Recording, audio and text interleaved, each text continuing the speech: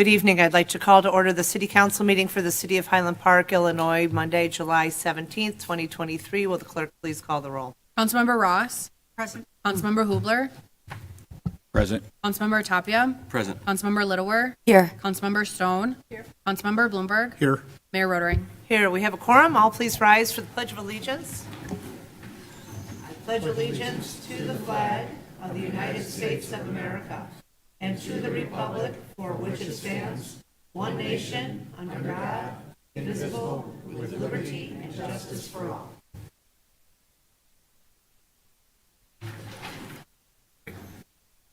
May I have a motion to approve the minutes of the City Council meeting held June 26, 2023 as amended? So moved. Second. All those in favor say aye. Aye. Aye, thank you. May I have a motion to approve the warrant list? So moved. Second. Any comments or questions on the warrant list? Hearing none, will the clerk please call the vote? Councilmember Ross. Aye. Councilmember Hubler. Aye. Councilmember Tapia. Aye. Councilmember Littlewer. Aye. Councilmember Stone. Aye. Councilmember Bloomberg. Aye. Mayor Rotering. Aye, 7 ayes, no nays. The warrant list is approved. We will continue on now to the report of the mayor. I have no appointments this evening. I have no proclamations this evening. On behalf of the City Council, I'd like to express our gratitude to all who were involved in organizing the events on July 4th and acknowledge the community members and those who were supporting us even beyond our boundaries. Thank you for helping us find solace and strength. It was somber as we gathered in person and virtually to remember those who were murdered and those whose lives were forever altered. Throughout the remembrance ceremony, the weight of loss and grief was present in our hearts. We were once again reminded of the fragility of life and the devastating impact of violence. Although tears were shed and hearts were heavy, there were glimpses of hope and resilience that uplifted our spirits. A profound sense of unity and strength emerged as we walked together and reclaimed our town and our parade route. We walked shoulder to shoulder as we honored the lives lost. We supported one another, and we were reminded that Highland Park belongs to each of us in our hearts and in our souls. The Park District's uplifting family picnic offered us the opportunity to continue to embrace each other as we celebrated the July 4th holiday. In the evening, so many gathered under the summer sky. We were treated to a concert by our very own Gary Sinise and his Lieutenant Dan Band, and a very special drone show that painted the night sky with vibrant colors and formations that were unique to Highland Park. The picnic, concert, and drone show were a testament to our community's ability to rise above adversity and to find moments of joy and inspiration, even in the face of a devastating and horrific tragedy. The outpouring of support from community members, the dedication and professionalism of City of Highland Park staff, Park District of Highland Park staff, staff from neighboring communities, combined with the generosity of volunteers, shined brighter than the sun on that difficult day. Thank you. Thank you, thank you to everyone who provided unwavering support, including the dignitaries named on the screen that we cannot read. Is there a way that we'll be able to print that? It'll be on our website. It'll be on our website, and maybe we can include it in the Highlander going forward. And I won't start to list, but we greatly appreciate all who took time out of their July 4th to come join us in Highland Park and stand with us. Thank you also to all who ensured our public safety and the smooth operations of the day. You helped a fractured community in need of comfort and support. It was through your efforts and your acts of kindness and solidarity that we found solace and strength. Compassion and determination will continue to guide our actions as we strive to create a future where no community endures the pain that we suffered. We will ensure that the lives lost are never forgotten and that their stories will fuel our resolve to build a society where we live free and safety and peace prevail. As our journey together continues, we will use our voices, our actions, and our shared purpose. Thank you. Again and again, we are Highland Park. I'd like to continue with our appreciation for the passage of House Bill 3902. Julie, if you'd like to come to the podium, just in time for our July 4th events. Governor J.B. Pritzker signed House Bill 3902 into law, giving police the authority to deploy drones in expanded scenarios. The City of Highland Park appreciates the work of Senator Julie Morrison and Linda Holmes leading on this legislation that broadens the use of drones by public safety in certain situations, specifically for preventative use against public safety threats towards public gatherings. Our public safety personnel immediately put the use of drones into action on July 4. This innovative and efficient technology to monitor large-scale public events such as July 4th increases our public safety staff ability to secure an area and could potentially save lives while improving the delivery of life-saving services.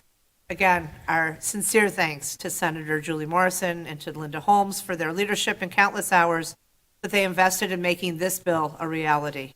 At this time, I invite Senator Julie Morrison to the podium to say a few words. Thank you, Mayor Rodering and members of the council. My comments are very brief, but I wanted you to hear from me that this legislation, like so much of the other healing that has happened in this community, was a joint effort. It was an idea that was blended with people holding hands to make this actually happen. Chief Jogman was available to me by phone. He came to Springfield. His passion was unparalleled in making sure this community had drones to provide for future safety. And so many of your neighboring communities also were very, very strong advocates, asking in the beginning of last summer, please make sure this happens. Please make sure we have drones. And so I hope drones become just an everyday part, an occurrence that people don't even think about in the future, just an extra safety tool that we're going to be using. But if it hadn't been for Highland Park's dedication and push and drive, and your mayor was, as you know, doesn't take no for an answer, or not quite, or we're not ready, she was right there every step of the way. So I just want to thank all of you for being there, pushing this across the finish line. It will make a difference in thousands and thousands of occasions. So thank you very much. Thank you. We really appreciate your representation of our community and your compassion as we were working towards a day that needed to be as safe as possible. So thank you, and thanks for joining us this evening. It's now my pleasure to introduce Dr. Mark Nolan Hill, who is joining us this evening to provide an update from the Great Lakes and St. Lawrence Cities Initiative. The initiative is a bi-national coalition of mayors from communities in the United States and Canada that rely on water from the Great Lakes, working together to advance the protection and restoration of the Great Lakes ecosystem through development and implementation of comprehensive Great Lakes protection and restorative plan. The initiative has numerous goals, including strengthening coastal resiliency given the impacts of climate change, advancing water equity, and leveraging economic benefits of freshwater resources. And I just want to welcome John Altenberg, who is here, the CEO, Executive Director of this organization, and welcome Dr. Hill. Always wonderful to see you. Thank you, Mayor and Council. I'm Dr. Mark Hill, 1617 Ravine Terrace. And if I may, I'd like to commend the city on the very well-organized 4th of July activities. The Great Lakes St. Lawrence Cities Initiative is, as mentioned, a bi-national consortium of over 250 United States and Canadian mayors and representatives regarding ecologic and sustainability issues of the Great Lakes and St. Lawrence River Basin. This organization was founded 20 years ago by former Chicago Mayor Rich Daley and former Toronto Mayor David Miller.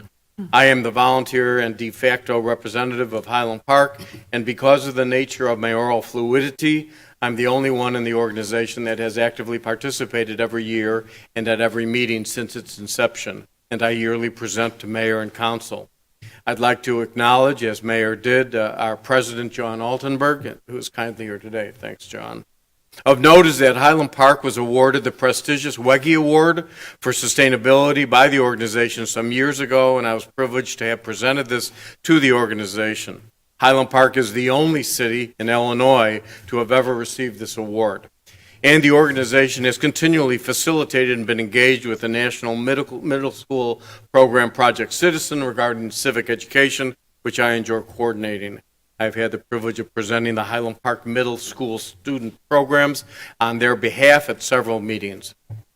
This year's meeting was in Chicago and was quite special, as it was the 20th anniversary of the organization, and it was superb.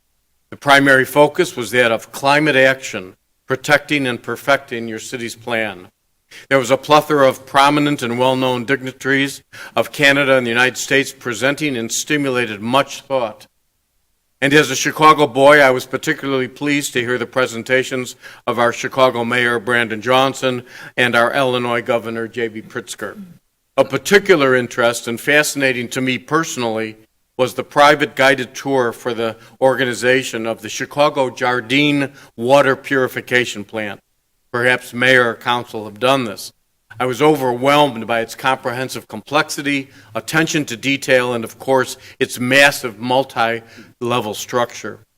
We all received from Highland Park the 2023 Annual Drinking Water Quality Report, and it was most thorough with regard to disinfectants, byproducts, inorganic contaminants, microbial control, and lead and copper contaminants. I saw in the Jardine plant a very expanded representation of this for the city of Chicago. I urge all of you who are inquisitive to consider a visit. The organization this year launched the Richard M. Daley Water Equity Program Award to provide support to disadvantaged communities. And during the conference, this award was given to a number of deserving cities. But the absolute highlight of the entire event was the acknowledgement and presentation by the Great Lakes St. Lawrence Cities Initiative founder, Mayor Rich Daley. Can you put up that picture just for a second, please? And there's Mayor Daley, Carol Sue, my wife, and myself. In years past, Mayor Daley would attend every meeting along with his late wife, Maggie, who we all believe was a component in Mayor Daley's commitment to the environment. And all of us truly enjoyed chatting with this remarkable man. Unfortunately, the organization's co-founder, former Toronto Mayor David Miller, who now is the global director of the C40 Center for Climate Policy and Economy, who was also to be acknowledged and provide a keynote presentation, was unable to attend at the last minute. Mayor Miller, whom Carol Sue and I have become close friends with, was actually going to also visit Highland Park, the mayor and city manager, and we were going to show him the town. He promised us that he will make a special visit in the future. Last year, I presented Mayor Rodering with Mayor Miller's recent book, Solved, regarding how the world's great cities are fixing the climate crisis. Mayor, I hope you enjoyed reading that. Our new chair is Mayor Gino Moretti of Saint-Ancier, Quebec, and next year's meeting will be in Montreal. Finally, a local resident, and I did invite him here, I don't know if he's here today, Dave Friedman, a well-known author, attended the meeting, and I had the pleasure of chatting with him. He is currently writing a book on the Great Lakes called Great Lakes Empire. Thank you. Great. Thank you so much, Dr. Hill. Always appreciate hearing from you and hearing about how things have gone at the annual meeting. Thank you. Continuing on with our agenda, business from the council, Councilmember Littlewer. I'd like to bring to the council's attention a policy issue which occurred last week. The city is currently implementing well-planned, discussed, and approved infrastructure projects. This is our busiest season, and staff is working tirelessly to juggle and remain on schedule to complete the multitude of projects before them during the short window of workable time that our climate provides. Just over a week ago, work was begun on an alleyway, an alley near Central and St. John's. The project unquestionably needs to be done for stormwater management purposes, as well as the fact that it has been a gravel alley in disrepair. After community meetings and public hearings, the work was approved and voted on by City Council. In the past, an alleyway was done in permeable pavers and another done in a mix of asphalt and pavers. No one is questioning the solid work or the process, but materials, scope of work, and cost do change over time. When questioned by residents as to why we affirmed spending more money on pavers in an alley, I realized that perhaps it was time to ask the council to reweigh moving forward all options with an eye toward infrastructure, sustainability, and cost. We have projects coming before us for parking lots and streets, and there are additional alleys in Highland Park. Hence, while things may have been done a certain way in the past, I want to revisit some of those policy considerations and to direct staff to ensure that our scope is broad enough that we continue to inquire as to best practices, study economical options, and evaluate those works to ensure that all options are presented and explored. I look forward to discussing these policies further with council, to hear presentations from staff, and I ask that this topic be addressed at a committee of the whole meeting at some point in the future. Thank you. And I think it goes without saying that if you look at the bubbles underneath, fiscal responsibility is one of our priorities.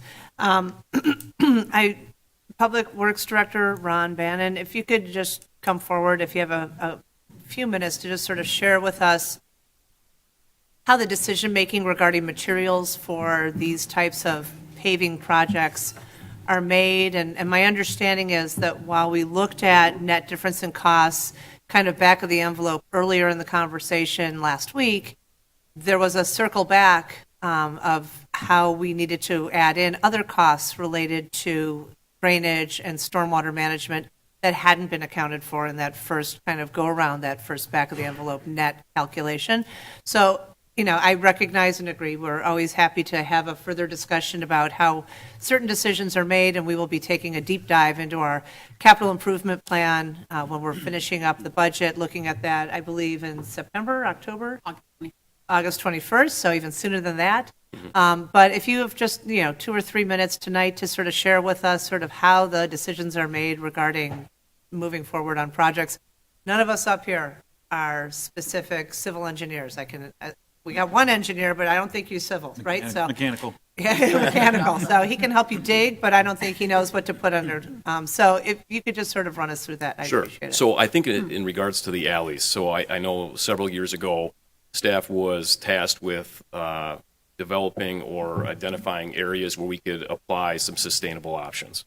That came about in our parking lots where we identified permeable pavers, which would allow the stormwater to run through the pavers, filter through the base, and then be taken away. So it addressed two issues for us in parking lots and alleys as far as addressing stormwater issues, as well as, we thought it was an aesthetically pleasing way to do it. Since then, initially in the beginning of that process, we used to do it both ways. We would check to say, hey, here's a traditional asphalt alley, or a parking lot, and now here's what the pavers would cost. And we were, through our process, directed to go forward with the paver option. So in this particular case, we did not explore the other option. We just went through with what has been our traditional alley application. So as far as the circle back on the cost, so we did a quick estimate on what the asphalt cost would be. We didn't spec this project that way; it wasn't bid that way. Right. But we looked at here's the asphalt, per foot asphalt cost that we're getting on other projects, and we ran a quick calculation. That was that number. If we were to switch it, it's not quite as simple as to say, we'll just do asphalt instead. The bases are different. So the base that goes in for pavers is different than a traditional asphalt base. There's also some under drainage that goes in with those pavers. And for the asphalt, because you're losing that stormwater capacity that goes through with the pavers, maybe you have some additional structures, some additional sewer pipe that goes in as well. So plus the redesign costs. So you have, you'd have to have our engineering consultant redesign that, which wouldn't be a huge redesign because the majority of it's still there, but they would have to, there would be some costs for engineering as well. Right. And my recollection is, and I think this was maybe 12, 14 years ago, we really took a hard look at how we're managing stormwater, period. And it was, if you're adding so much more to your house, not just if you're adding on to a parking lot or if you're repaving or paving for the first time an alley, because we know that gravel also brings its own nightmare, and that drainage was a huge issue with this alley. So I just think it's important when we're looking at projects to recognize what goes into that design, what goes into that engineering, to understand the policy. And again, happy to have this conversation in more detail at a committee of the whole. But just for the moment, as we look towards completing projects that we've already bid, let, and contracted for the summer, I just wanted to have this discussion. For sure. Thank you. Councilmember Stone and then Councilmember Tapia. I just want to thank you, Ron, because I think that the permeable paver decision on alleys and parking lots that we made back in 2015, 2016, something like that, has been a very good one. Pavers are not simply a paving material. They're a tool for stormwater management, as you said. And the city is using them in these cases for those stormwater benefits, and we have the added aesthetic benefit that it just looks a lot better. It decreases the load on the city's storm sewers. It reduces pollution going into Lake Michigan, which is where our drinking water comes from because the water gets filtered through the ground.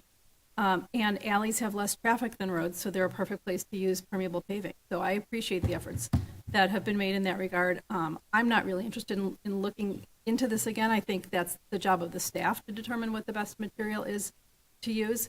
And I think it's increasingly important, if anyone has seen pictures of what Vermont looked last week. With climate change, the storms are increasing in intensity. The rains that flooded those areas in Vermont and in New York are just one example, but larger storms are becoming the new normal, and the excess water needs somewhere to go. So rather than flooding streets, yards, and homes, we can increase the use of these permeable materials and absorb water in the ground where it falls. So I'm happy with the staff's decision and appreciate your work on it. Thank you. Councilmember Tapia. Yeah, obviously, protecting our environment and addressing the kinds of issues that Councilmember Stone bring up are essential. I think sustainability is about the environment, but we got to look at the front end costs and the back end costs, right? And obviously, water runoff is a key issue, but also the maintenance of our infrastructure is too. And so as you do prepare your presentation or for the committee of the whole conversation we're going to have, I would like to see the end to end. You know, in other words, not only the front end costs and the environmental impact, one way or the other, but also the back end, like repair. You know, how long do these pavers last compared to asphalt? You know, what's the cost of the repair? And also even the aesthetics. I mean, I love pavers. They look great. But then they start to show their age, you know, with the weeds popping in and all that. And suddenly we have a maintenance issue, and the aesthetic that we wanted starts to be tarnished. So I don't know the right answer, but an end-to-end review, back end, front end, and short, medium, and long term, so we can really see what we're evaluating would be really valuable. Great, thank you. Any Understood. other business for the council? No? Okay, thank you so much. Thank you. Business from city staff. Thank you, Mayor. Just as a follow-up to your comments pertaining to July 4th, as a staff, we wanted to provide a high-level overview of the operations and management of July 4th, and then just also talk about next steps. So as indicated, we began planning for this year's July 4th events last year, taking a look at what would the day look like for us as a community and as a region, everyone that joined us. That event planning, we were using what was coined as a trauma-informed approach. We've been guided by the Department of Justice, Office of Victims of Crimes, as we move forward. And based on feedback from those families whose loved ones were killed, from individuals who were present and injured, who were present, the community overall, as well as other communities that have also endured mass shootings, we put together a number of events that gave community an opportunity to opt into what is most comfortable and meaningful for them. And so you see here, that led to 5 different events. So as a staff, many of us started at 3:30 in the morning and left at 11 o'clock at night. So it was a very long day, but it was very much worth it because it was important for us to plan different types of events really to best serve the public. And we are so grateful to the support that we received from our partner agencies and government partners. So there were, as you can see there, 29 government partners donated their time to provide us assistance, law enforcement, public works assistance, civilian support.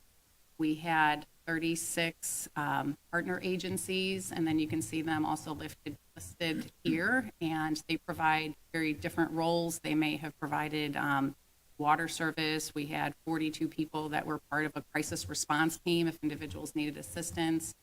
When you see the partner agencies listed there, some of them did provide us service and information and service at no cost. Those that provided a nominal cost offered significantly discounted cost to us in light of everything that we're going. And then want to certainly thank our planning committee, and I know it's kind of difficult to see the names listed there, but we worked hand in hand with the Park District of Highland Park as they took the lead in coordinating the picnic. But again, collectively, the two government agencies really took part in organizing everything that would be planned for that day. But the individuals that you see listed here was kind of the overarching committee that took the lead on planning 5 different events throughout the days. And then we all worked with respective teams and agencies to effect thing out. And then again, when we look at the government partners, we had assistance and service from Federal Bureau of Investigation, the Secret Service, State of Illinois, Illinois State Police, and our state government partners. The county was here with a number of different volunteers and staff support, the Emergency Management Agency, Lake County Health Department, and then numerous other local agencies, which again donated their time to bring their employees and individuals here to support us. So incredibly grateful to them for their assistance. At this point, we are doing debriefs with all of our respective partners and teams, and then we will schedule a committee of the whole in the future as we, again, now begin planning what does next year's July 4th events look like. We'll be coming to the City Council for your policy feedback as we move forward. We go to the next slide. Just want to remind the public that we did establish a resiliency division last year. This division is established by the city, again, based on guidance by the Department of Justice, and we have a victim specialist on staff. Their role is to provide support to the victims from the July 4th shooting. And so what we generally are doing is talking to individuals, finding out what needs they have, and then putting them in touch with the appropriate either other government partners or partner agencies to provide the necessary support. We are doing joint programming with our governments and partner agencies as well. So, for example, there's an upcoming program with the Illinois Attorney General's office and the state's attorney's office about victim compensation. And so that's just one of a myriad of different programs that the Resiliency Division is coordinating. And as we look to having discussions in the near future about the permanent memorial, this division is going to be taking the lead on behalf of our staff team. They've already started research for other permanent memorials. And we're going to keep the public engaged and informed as part of that process throughout the year. But again, very important is just want to make sure that the public is aware that we have this resiliency division. There's a number of different resources available on our website as well. If people need any service support, we are here to provide that. And happy to answer any questions you may have. Well, I think it goes without saying that it was everything that we had hoped to achieve. I'm going to add a few more names to your committee, and that is the Park District Board President, Terry Grossberg, Commissioner Cal Bernstein, Park District Liaison Annette Lidower, and I, who worked with all of you to ensure that we could achieve what we felt would be a comforting and supportive day with the opportunity to transition into still protecting the celebration of the 4th of July.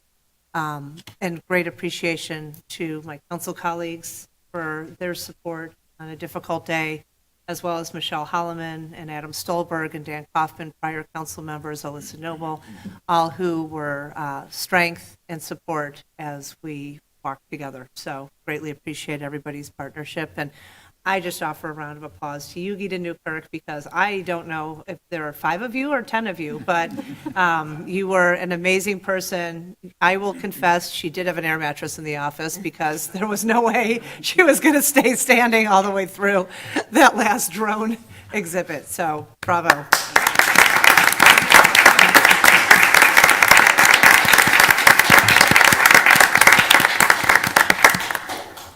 So thank you. And as we say, onward. Our next item is business from the public. This is for people from the public wishing to be heard on items not contained on tonight's agenda. Are there any members of the public who came? Please come forward. Thank you.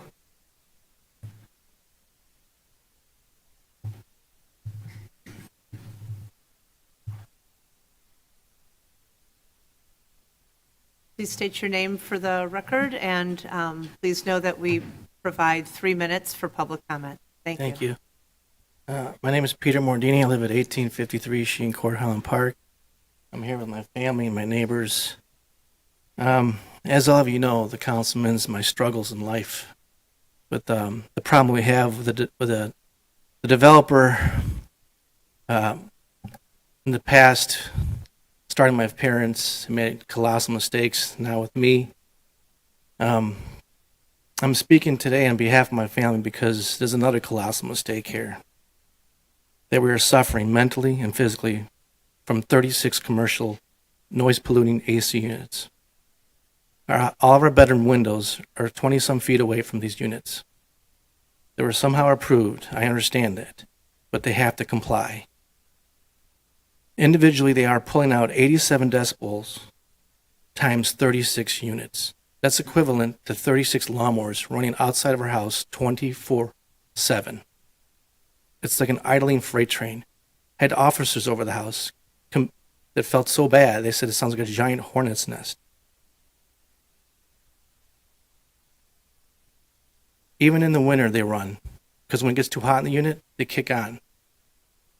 Councilmen, imagine your life coming home to a house where you can no longer open your windows to let fresh air in, enjoy your backyard and patio, and constantly up at night stressing about trying to fall asleep and what holds our future for our family with this devastating problem. Does Albion even have an occupancy permit? I need to find out this question. It doesn't seem right if they do not have it to run 3 years without an occupancy permit. Our whole lives, me and my family have supported the city, Highland Park, by buying in town in our Orleans Park District programs, raising a large amount of funds to improve Park Avenue Beach. A task that they did not think could be done, but we did it for the citizens of Highland Park to have an amazing lakefront right now. We attend functions from the city, the lot, Ravinia. We buy in town. We buy to the stores.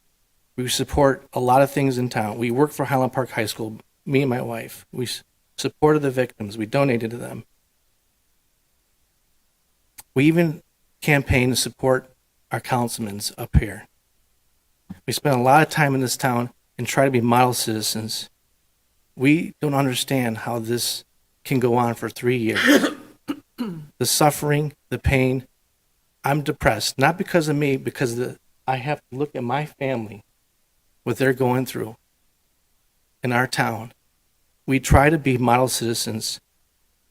Bottom line is the developer is non-compliant, and the codes are supposed to be in place to protect our health and safety, which has not been applied for 3 years.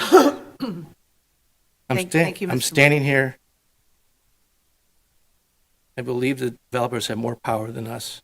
We're living in a nightmare. Please, councilmen and mayor, help us get through this trying time. We've helped others, but now we need our help. Your help. We can't take it anymore. Ida, thank you for your amazing effort and time on the 4th of July parade. I was there. I was behind the scenes from the district. You did an amazing job, and you and your staff, I give you credit. Thank you. Thank you, Mr. Mordini. I'm going to ask Community Director Joel Fontaine or Corporation Counsel Hart Passman how this is continuing. I mean, I will leave it at that, but we need an explanation of why this family is still continuing to deal with this beyond a nuisance. We're in the middle of an enforcement action on this matter, Mayor, and it is an administrative hearing. We've conducted a sound test to test the situation at hand at this point. That report's being reviewed and will be part of the administrative hearing process. We did conduct that sound test over the 4th of July weekend.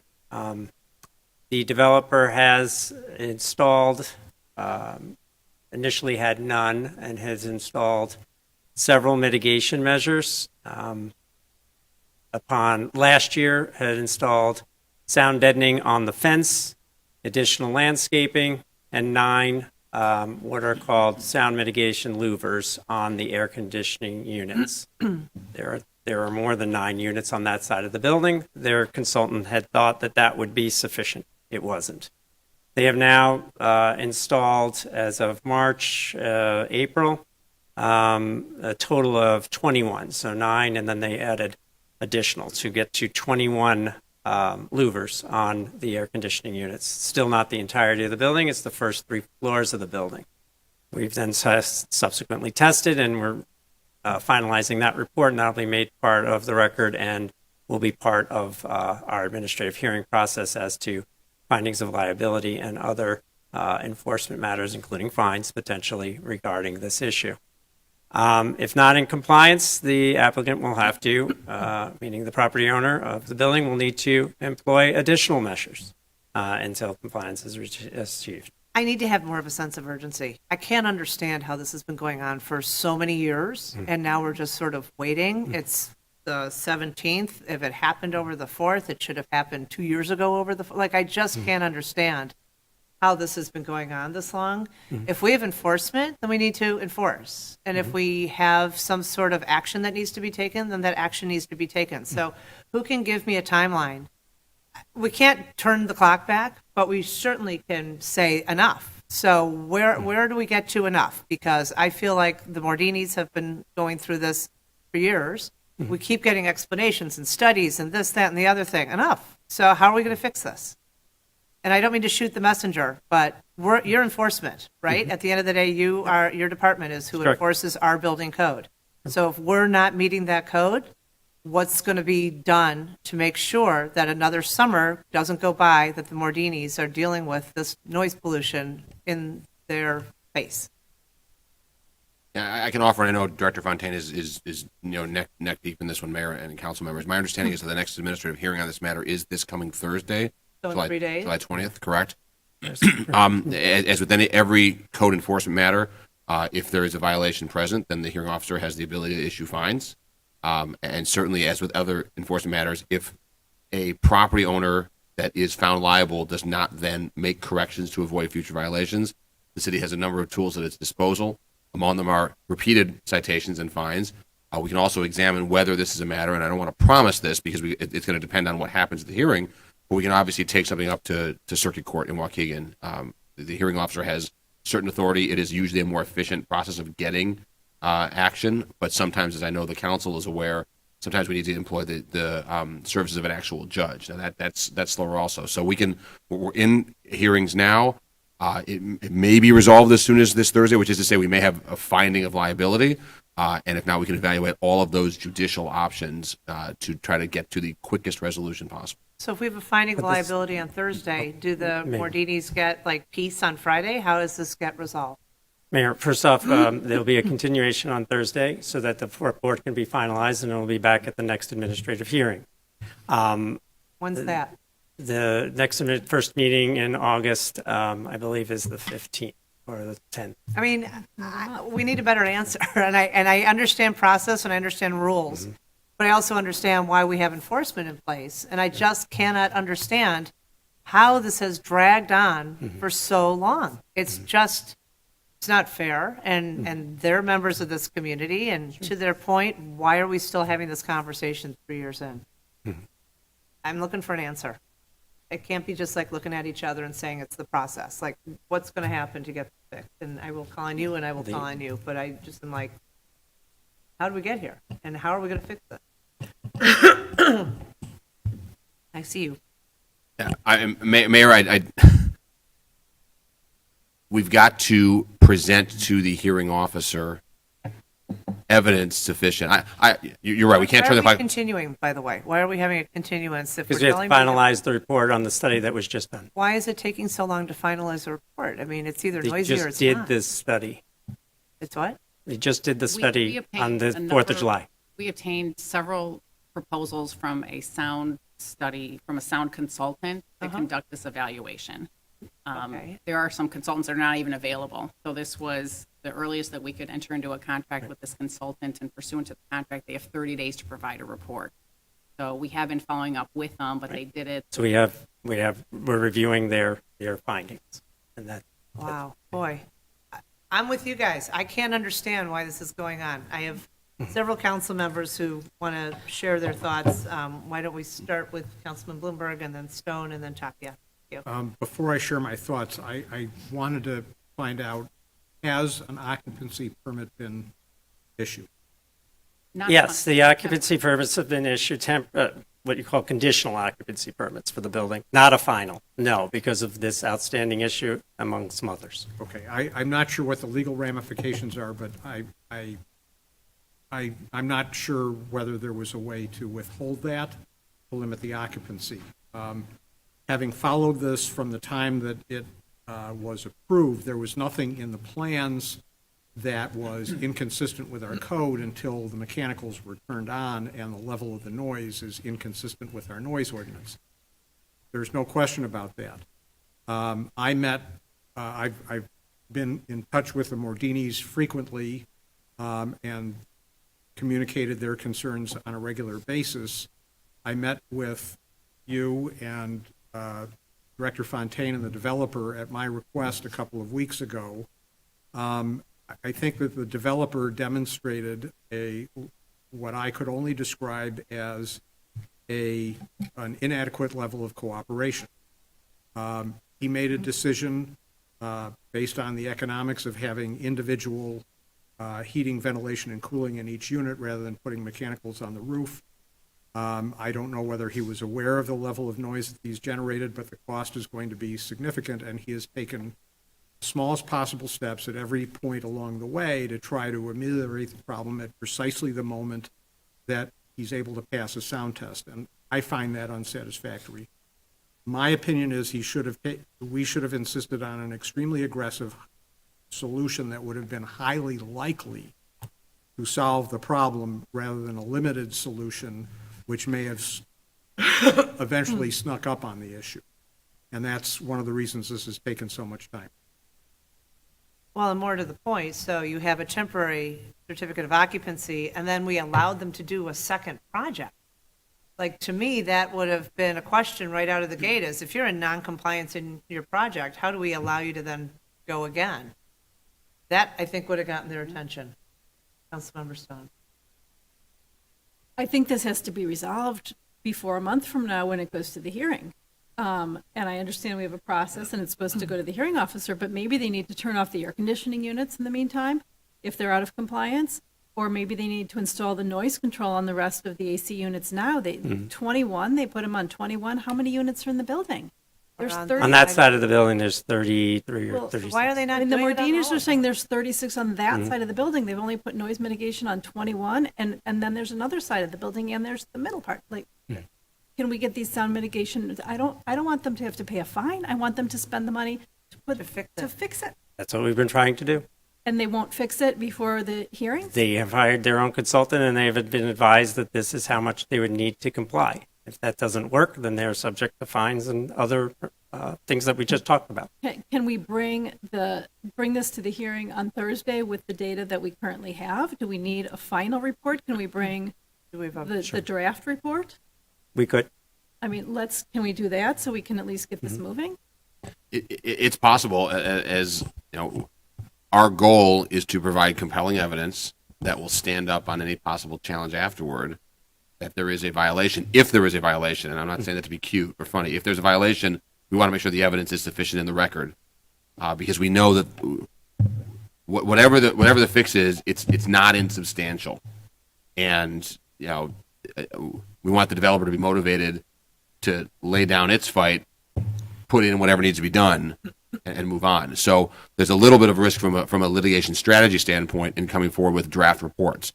I mean, Director Fontaine can speak to it in more detail. We're working with the city's consultant to get the reports as fast can, to get them in a format that we think will serve as the evidence that's needed, again, if there is in fact a violation.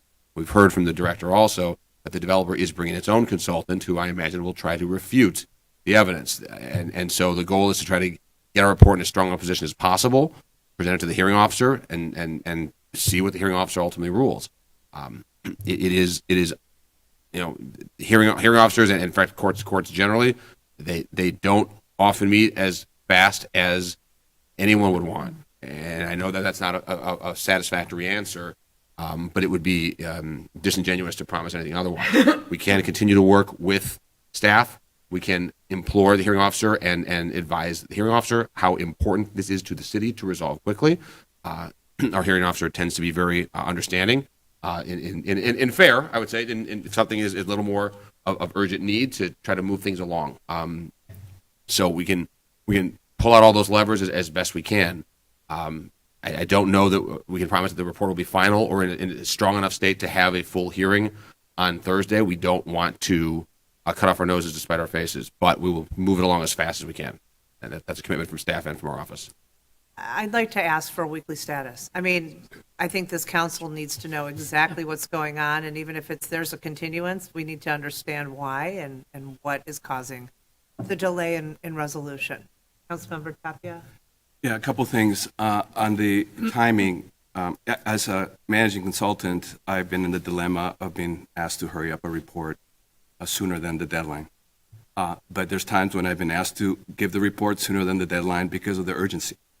And I want to put it on the table that we should really not only ask, but actually really press him about the urgency of this, and that to do everything they can to see if they can get us a final report by Thursday so that we don't have to ask for continuance, because the Mordinis have really waited so long. And I want to speak specifically to the Mordinis and about their situation. I've gotten to know them over the years. They're lovely residents. I've seen their love for the city, as Peter was really talking about it, and that's just the tip of the iceberg there of how much they've done. And they have believed in us. From the very beginning, when they brought this up, they trusted us. They came knowing that we have the best intentions, we have procedures, and we reassured them. We will do the next steps, we will press them, we will hold them accountable, we'll do the studies.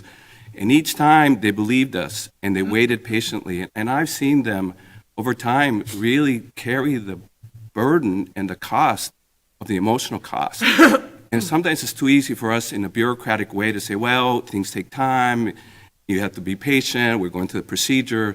And we don't take into account the human cost of our neighbors here, and whether they're dedicated or not to our city, we should serve and protect our citizens no matter what. And in addition, they have served our city in a very sacrificial, loving way, and we have not reciprocated that by treating their pain with the urgency and compassion and empathy that it deserved.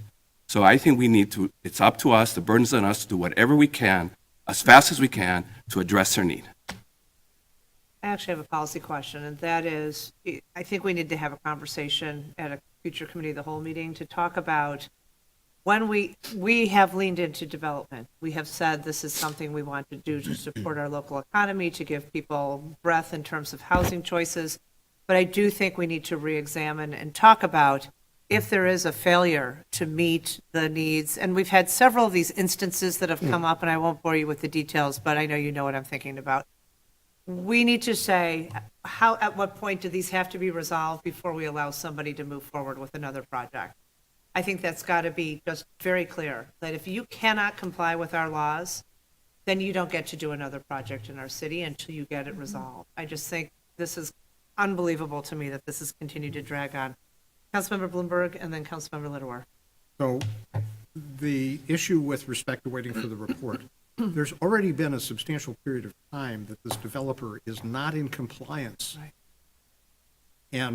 And as far as I understand the code, he's violated the code for a period of time and should be subject to fine or at least a threat of fine as an alternative to his delaying a definitive solution. I mean, is there a way to enforce something against we already know he's been in violation. The challenge that we have had is that we don't design their solutions. And so we review as a staff what they present to us. And so when they've got experts that are saying, I'm going to put sound mitigation on the fence, I'm going to install landscaping because the sound does X, Y, Z, and I've got a sound technician that tells me all this. So that's why and we definitely understand, we're in regular communication with the Mordinis, understand that these different solutions have not been working, but that's where we've been having their consultants kind of drive different types of solutions to try to address the situation. But it means they weren't in compliance before they attempted a solution. So there's that period where there's something to enforce against them. Yeah. Then they tried that solution. We know that didn't work. That's a period that involves violations that can be enforced. We And we know have- they're currently in violation. Joel? Mayor, thank you. I appreciate it. So I just want to make clear to the council, did make clear to the consultant that we hired that there is an urgency.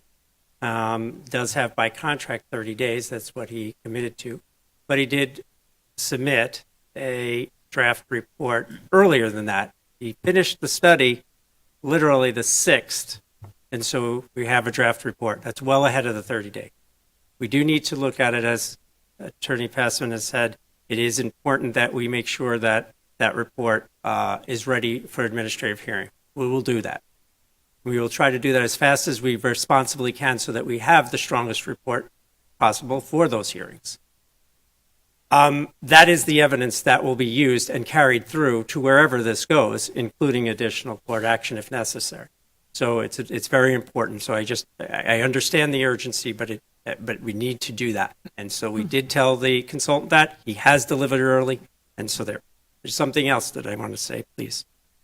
We did have a violation from last year in September. And because the way the weather it works, it gets cooler in the fall, this isn't a violation that is a 365-day-a-year violation. So yes, we have a point in time at that point. So what we typically do in these cases is we say, okay, you have a citation. We're going to administrative hearing.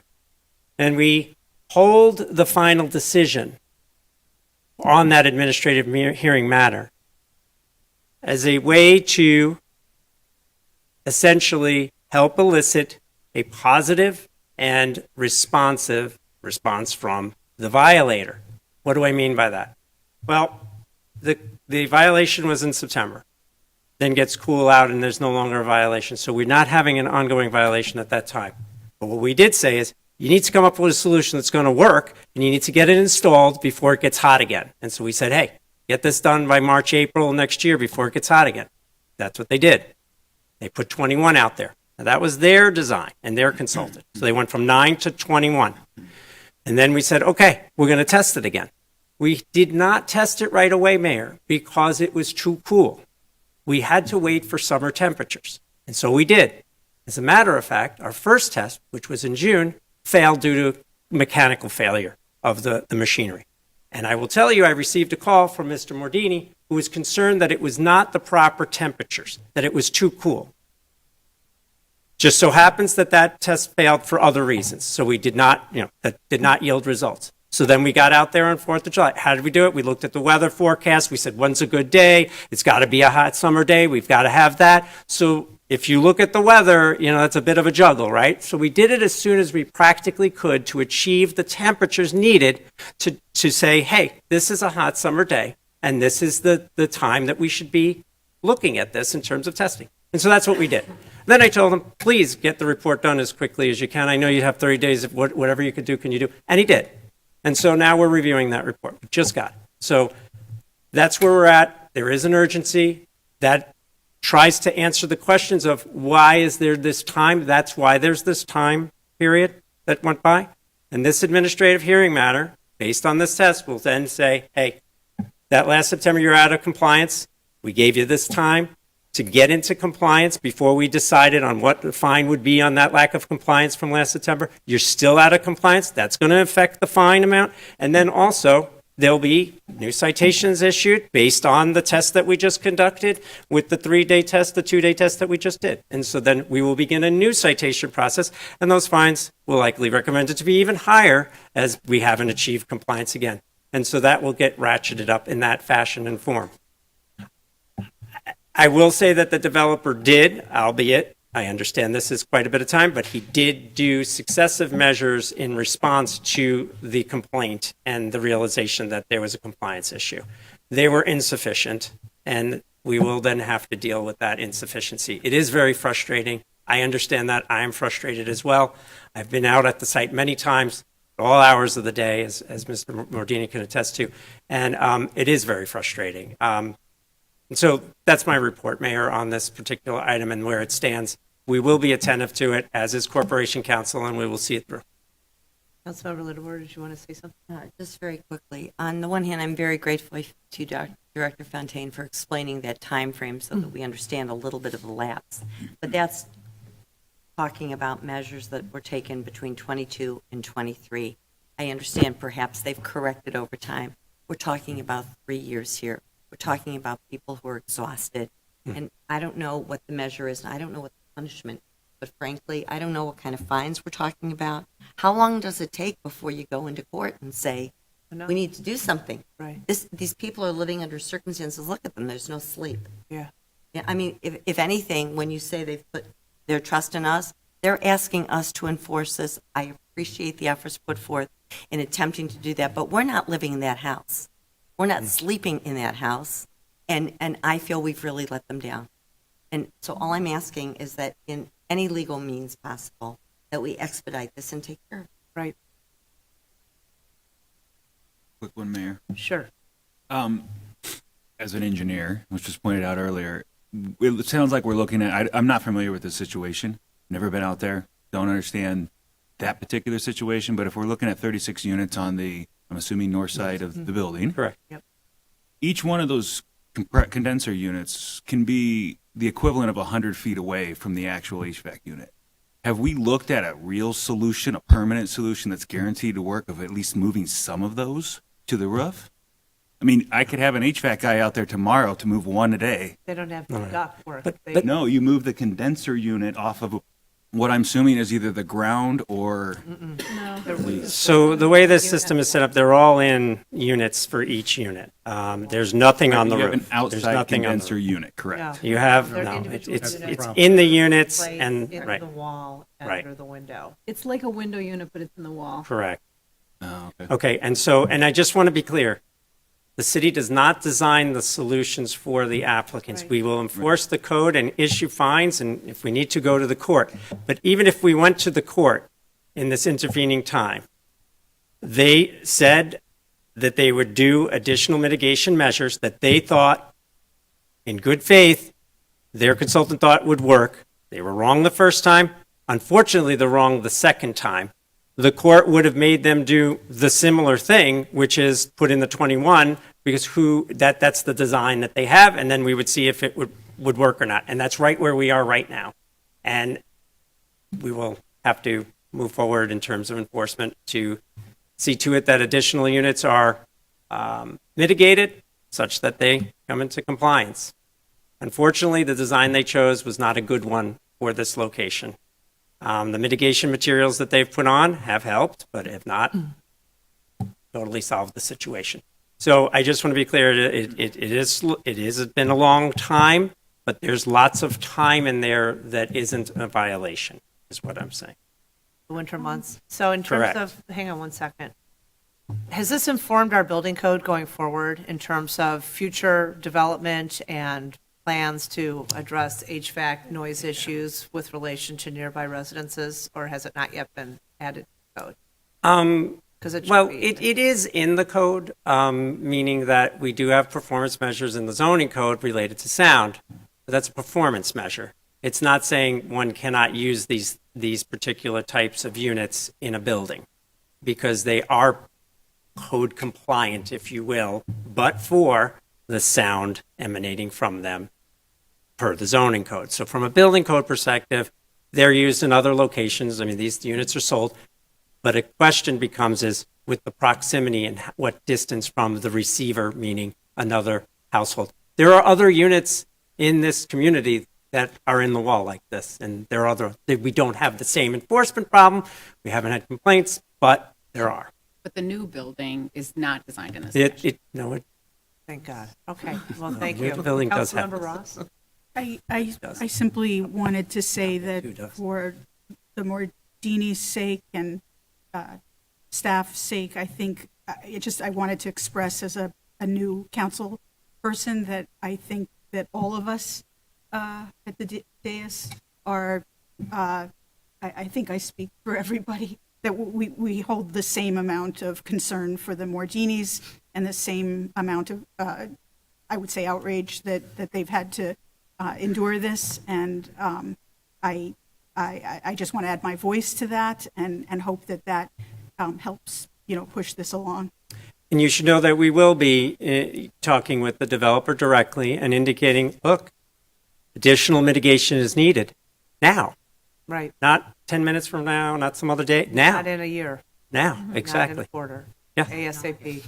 Correct. If we I agree. could please get status updates, and even if Absolutely. the status update is nothing has happened, I want to have that on record, that we are keeping track of this and that we are waiting and wanting to get something done sooner rather than later. So appreciate Absolutely, it. Mayor. And Absolutely. I'm just so sorry that this has dragged on so long and that you're continuing to endure this kind of psychological torture. It's ridiculous. But here's where we are. I don't know if there's any more you want to say.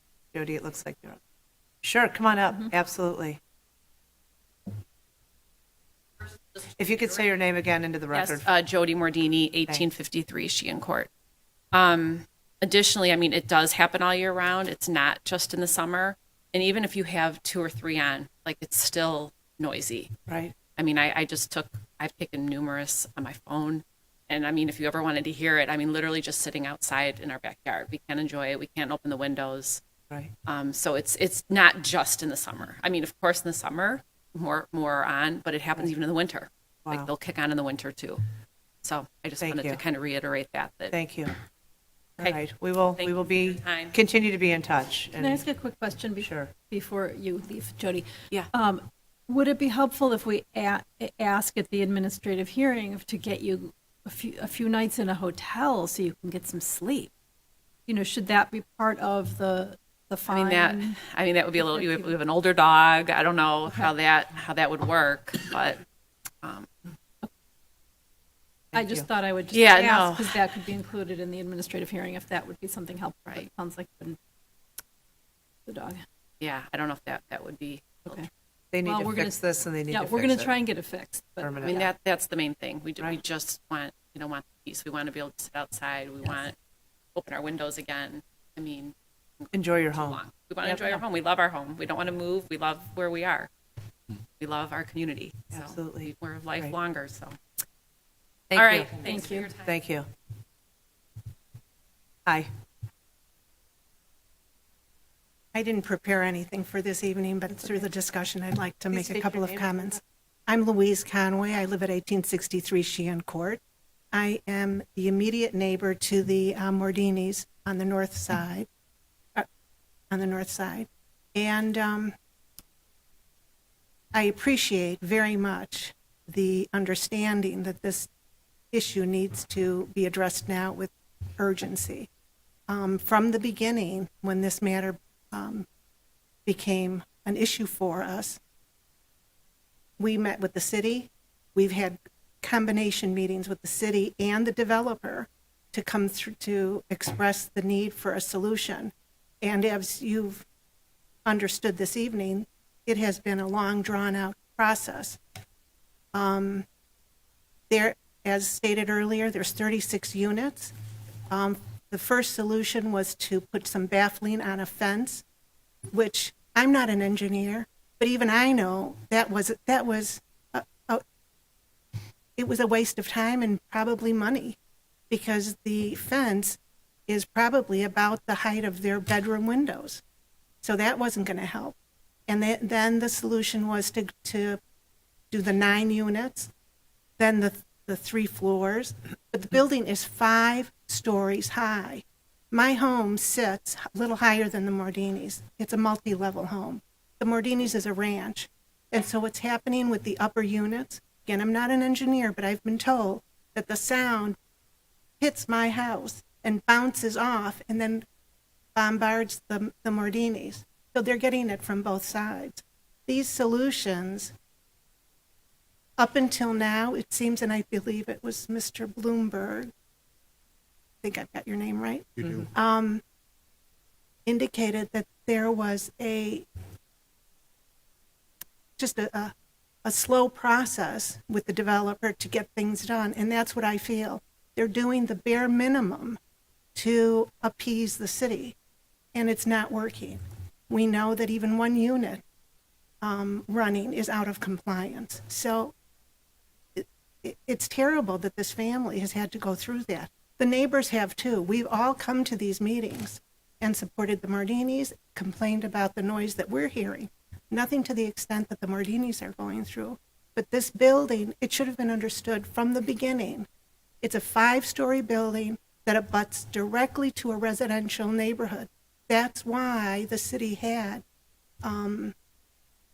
codes that when you have these developments, there should have been a more graceful entry into the neighborhood because it abuts right next. It's not another commercial area, but we're living through that.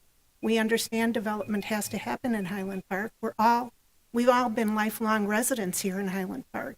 We love living here, but we do ask that you support us, and I'm delighted tonight to hear that you are understanding the urgency with which this needs to be addressed. Thank you. And I do very much appreciate that you're willing to have weekly updates and maybe even perhaps have some commitments in terms of when all this can be completed and they will be in compliance. Because so far, there has not been that sense of urgency. Right. And So thank you for that, very we much. apologize. It should have been taken care of years ago. Thank you. Thank you. Thank you. Anybody else from the public wishing to be heard? Do you want to? Okay.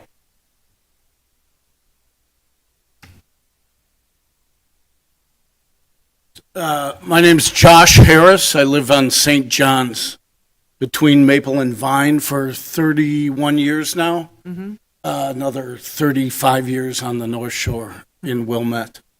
About the alley. So about 25 years ago, an effort was made to sort of, I don't know if it was paving it, but re-gravel it, and it was steamrolled. And because we're right across from the high school, the result was drag racing down the alley with kids, doing 60-second sprints or whatever. At the time, my kids were young. Now they're gone and moved out of the house. That's my major concern. I heard about the pending changes kind of last minute, just at the end of June.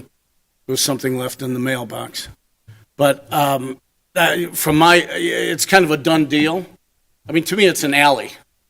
No, if there's 4 cars that go down it a day, that's a lot. Joe Onesti, who lives next door to me, sees it a little differently because his house abuts right on the alley, the garage. And I understand Miss Stone's house is on the alley as well. But to me, it's a gravel alley. As far as the sustainability, I would think there's a lot of porosity in gravel as well. My main concern is that there be speed bumps.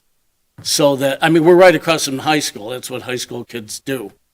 And, we just don't need to turn it into a thoroughfare for $880,000. I'm also a taxpayer. As are we up here. So Right. share the burden with you. Right. So it's, well, and some of us have deeper pockets than others, I guess. But $880,000 seems like a lot for a couple of alleys. But anyway, my main concern is the security of not having the kids race around there. So Not to put the burden on you, we don't generally put speed bumps into roads around here. it's not a road; it's an alley. Even into alleys, we do There's not no put speed traffic. bumps. But if this is something that starts to become an issue, please let us know, and we will be sure to I have will. somebody stationed out there and make sure that there's enforcement of the speed limit. I don't have little kids. Mine aren't the ones that'll get run over. There We are don't want some anybody on of the- any age well, to get run over, but I understand what you're saying. Now, weren't there public meetings with the neighborhood in March that people were notified about? So I don't know. I was here. I You don't were leave or in not? the winter. Oh, And neither, I've got a number of neighbors I checked with, they weren't aware of it either, so okay. something fell through the cracks. All right, well, hopefully this alley project will be done soon, and we appreciate Right, you right. you sharing your concern with us, and sure. thank you. Thank you Okay. for joining us this Good. evening. Anybody else wanting to be heard this evening? Hello. Joe please. Pettle, 490 Lincoln Avenue West, Highland Park, Illinois. I don't want to keep reiterating the same subject that I came before, but I'm going to until it moves a little further. Highland Park Historical Society needs to communicate in a professional way. We need to finish the restoration, and we need a long-term maintenance program. I'm going to keep coming back there. I'm having a difficult time communicating. That's all I'm asking for, professional communication and developing a plan and eventually getting you guys involved, because this is not 1 year, 2 years. This should be there 20, 50, 100 years and longer. If, we just need some planning. It's a little box over there. Mm-hmm. So anyway, any help you can do, I will be back. Okay. Thanks, Joe. Good to see you. Anybody else from the public wishing to be heard? No? With that, we'll continue on to scheduled business, and I'm going to take a giant leap down to item 11, given that the representative for that applicant is also a mayor and has a city council meeting that I believe starts in 45 minutes. So if this group is okay with that, we will skip ahead to 11 and certainly come back to 1 through 10. Item 11 is an ordinance granting variances from Article 20 of the zoning code, 2930 Skokie Valley Road. You've had an opportunity, I hope, to take a look at this application for a sign variance. And Joel, take it away.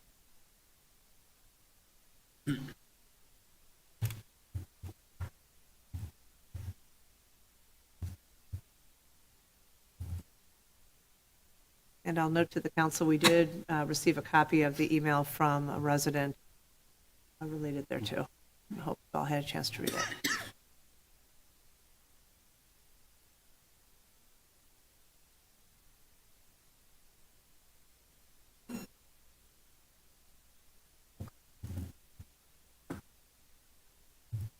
Thank you, Mayor.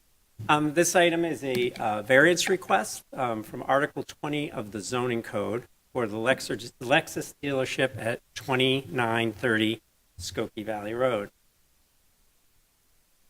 Staff recommend consideration of the attached ordinance granting, if appropriate, the request to approve a sign variations for the Lexus of Highland Park. Council may adopt the ordinance granting the approval, or may amend the ordinance, or continue the request as it sees fit. The project is to essentially create or construct a new vertical element onto the existing dealership building so that two signs can be installed, one on either side of this facade element, so that there'd be a south-facing and a north-facing along the highway.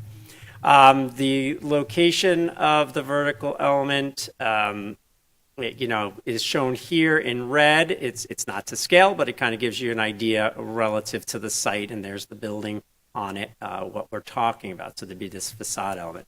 The overall sign area is reduced from 276 square feet to 186 square feet, but this does require two forms of relief, one from the number of wall signs and the other from the height, meaning it's placed above the first story of the building.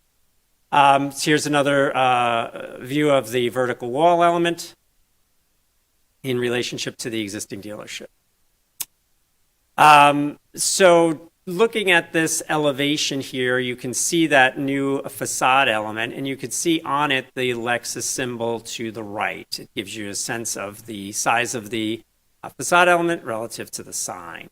So the Lexus dealership, like many other dealerships, are undergoing a corporate re-imaging and have their brands taking on a different visual form. You could see here some examples in other places of this form of sign/facade treatment. The proposed signs will be internally LED. Here you can see 5 foot by 7 foot and 3/4 inch. That's the actual sign. And as I had mentioned earlier, the variations requested are twofold. One, the number of signs permitted. And then it's the maximum permitted height, no higher than the bottom of the second story window of the top. So this is considered above the first story, Mayor. And staff's recommendation is that staff consider the ordinance before you, granting approval of this item. I will say that there is an additional item that is mentioned in the staff report with regard to design review. This matter can be administratively reviewed and approved, pending council's thoughts on the appropriateness of the desired relief. Great. Thank you, Mayor. That's all I have in terms of. Thank you. Any comments or questions from the council regarding this item? Councilmember Tapia and then Councilmember Ross. Yeah, I just want to acknowledge President Mike Laxner's email to us. I took the liberty to call him just to hear him talk it through. You know, he wasn't opposing it per se, but he's concerned about precedent for other properties near the neighborhood, that if this kind of thing is made as an exception, would that set a precedent for other exceptions in a neighborhood that is much more residential than this current one? So I just wanted to, just relay that. And I mean, as for myself, I think the sign is very attractive. It, has a nice feel to it. Thinking about whether it's going to infringe on neighborhood and a visual nuisance, I don't think it meets that criteria. I think it's an attractive enhancement. Thank you. We And agree. this is At on- this location, Mayor, we agree with the Councilmember Tapia, and this would not set any precedent, as each of these types of variations or special use permits, et cetera, are site-specific, fact-specific of the locations involved. So I just Appreciate wanted you that for the sharing. record. Right, thank you. Councilmember Ross, then Bloomberg, and then Stone. So the top of this new element is, I think, 36 feet. And the 41 has a number of dealerships. They all generally comply with the ordinance. And I guess my concern is also that it does, I don't know what would prevent another dealership from saying, coming to the city. I mean, I understand what we were just told doesn't set a precedent, and yet it feels like it does. That why wouldn't other dealerships come and, before council and say, yes, why wait wouldn't for the they- mayor to recognize. Why wouldn't they, also ask for this relief? And I feel that if we go down that road, that it changes the character of 41. I mean, to me, it does. And sorry, I should let you answer that. No, Councilmember, please continue. I wait for the mayor to recognize, always. That's true. And I also am curious about what other, this is not the only, I should have looked it up, but this is not the only dealership that Lexus has. What have other, cities and townships allowed? I can, think of, perhaps like Forest or Winnetka might have a similar dealership, and they seem to have pretty strict regulations around this kind of thing. So that's my question and comment and worry. Haven't there been significant variations? Yes, Mayor. Yes. There have been, if I could be recognized, there have been variations for other car dealerships along the Route 41 corridor within Highland Park, I can attest to. This is a particular type of variation in terms of they want the two signs and above that first floor. But if you look at the size of the sign, there's been other sign variations that are comparable. And that's the challenge of businesses on the highway, frankly. And they're is reducing we have the done size. Significant Yeah. variations for a lot of businesses, not just the car dealers. Right. Because of their local. And so the total sign area is coming down in this, although they're asking for different forms of relief, having two wall signs and then having it above that first floor in terms of height or elevation. I will make mention too, though, Councilmember Ross points out that, in terms of precedent or things like that, it's not precedential, but we do in Highland Park, if you have similarly situated requests that have similar context, you would you could argue, yeah, that you should similarly grant relief. And so the concern of Mr. Laxner, in my opinion, is not a similar location, would not be comparable at all. So I would not be concerned about that. To the extent the council feels there's concern about other car dealerships similarly situated along 41 in close proximity to this location trying to request the same, one could have a concern that that might then be reasonable to grant. But again, each variance is its own consideration. It has its own facts and consideration and context. Can I respond that, I mean, having driven a few times on in the area, to try to gauge it seems, with maybe one exception, that the car dealerships have, and really all of the companies have really not been too out of sync with, I mean, this is significantly different. And how, if the next, dealer comes to us and says, I'd also like to have, a sign, my, company is also saying that to get the inventory that we want, we have to comply. What grounds would we have to say, no, you can't do it, but they did it, but you can't do it? I mean, it seems like that's my concern. We'd have just a domino effect. Understood. Thank you. Councilmember Bloomberg. I was actually going to address that too. We can always say no. This is a request for a variance. I'm comfortable with this. I think it's a reasonable request. We have granted variances. Personally, speaking for myself, but not anybody else on the council, I tend to be more comfortable in a commercial corridor like this.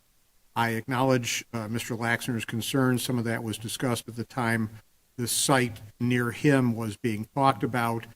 As you point out, Director Fontaine, that's a very different kind of a site. For me, this is not precedential in any way, both because it never is and also because these are very different locations. So I'm very comfortable with this. Thank you. Councilmember Stone. Yeah, I've got two questions, one for you, Director Fontaine, and one for the applicant.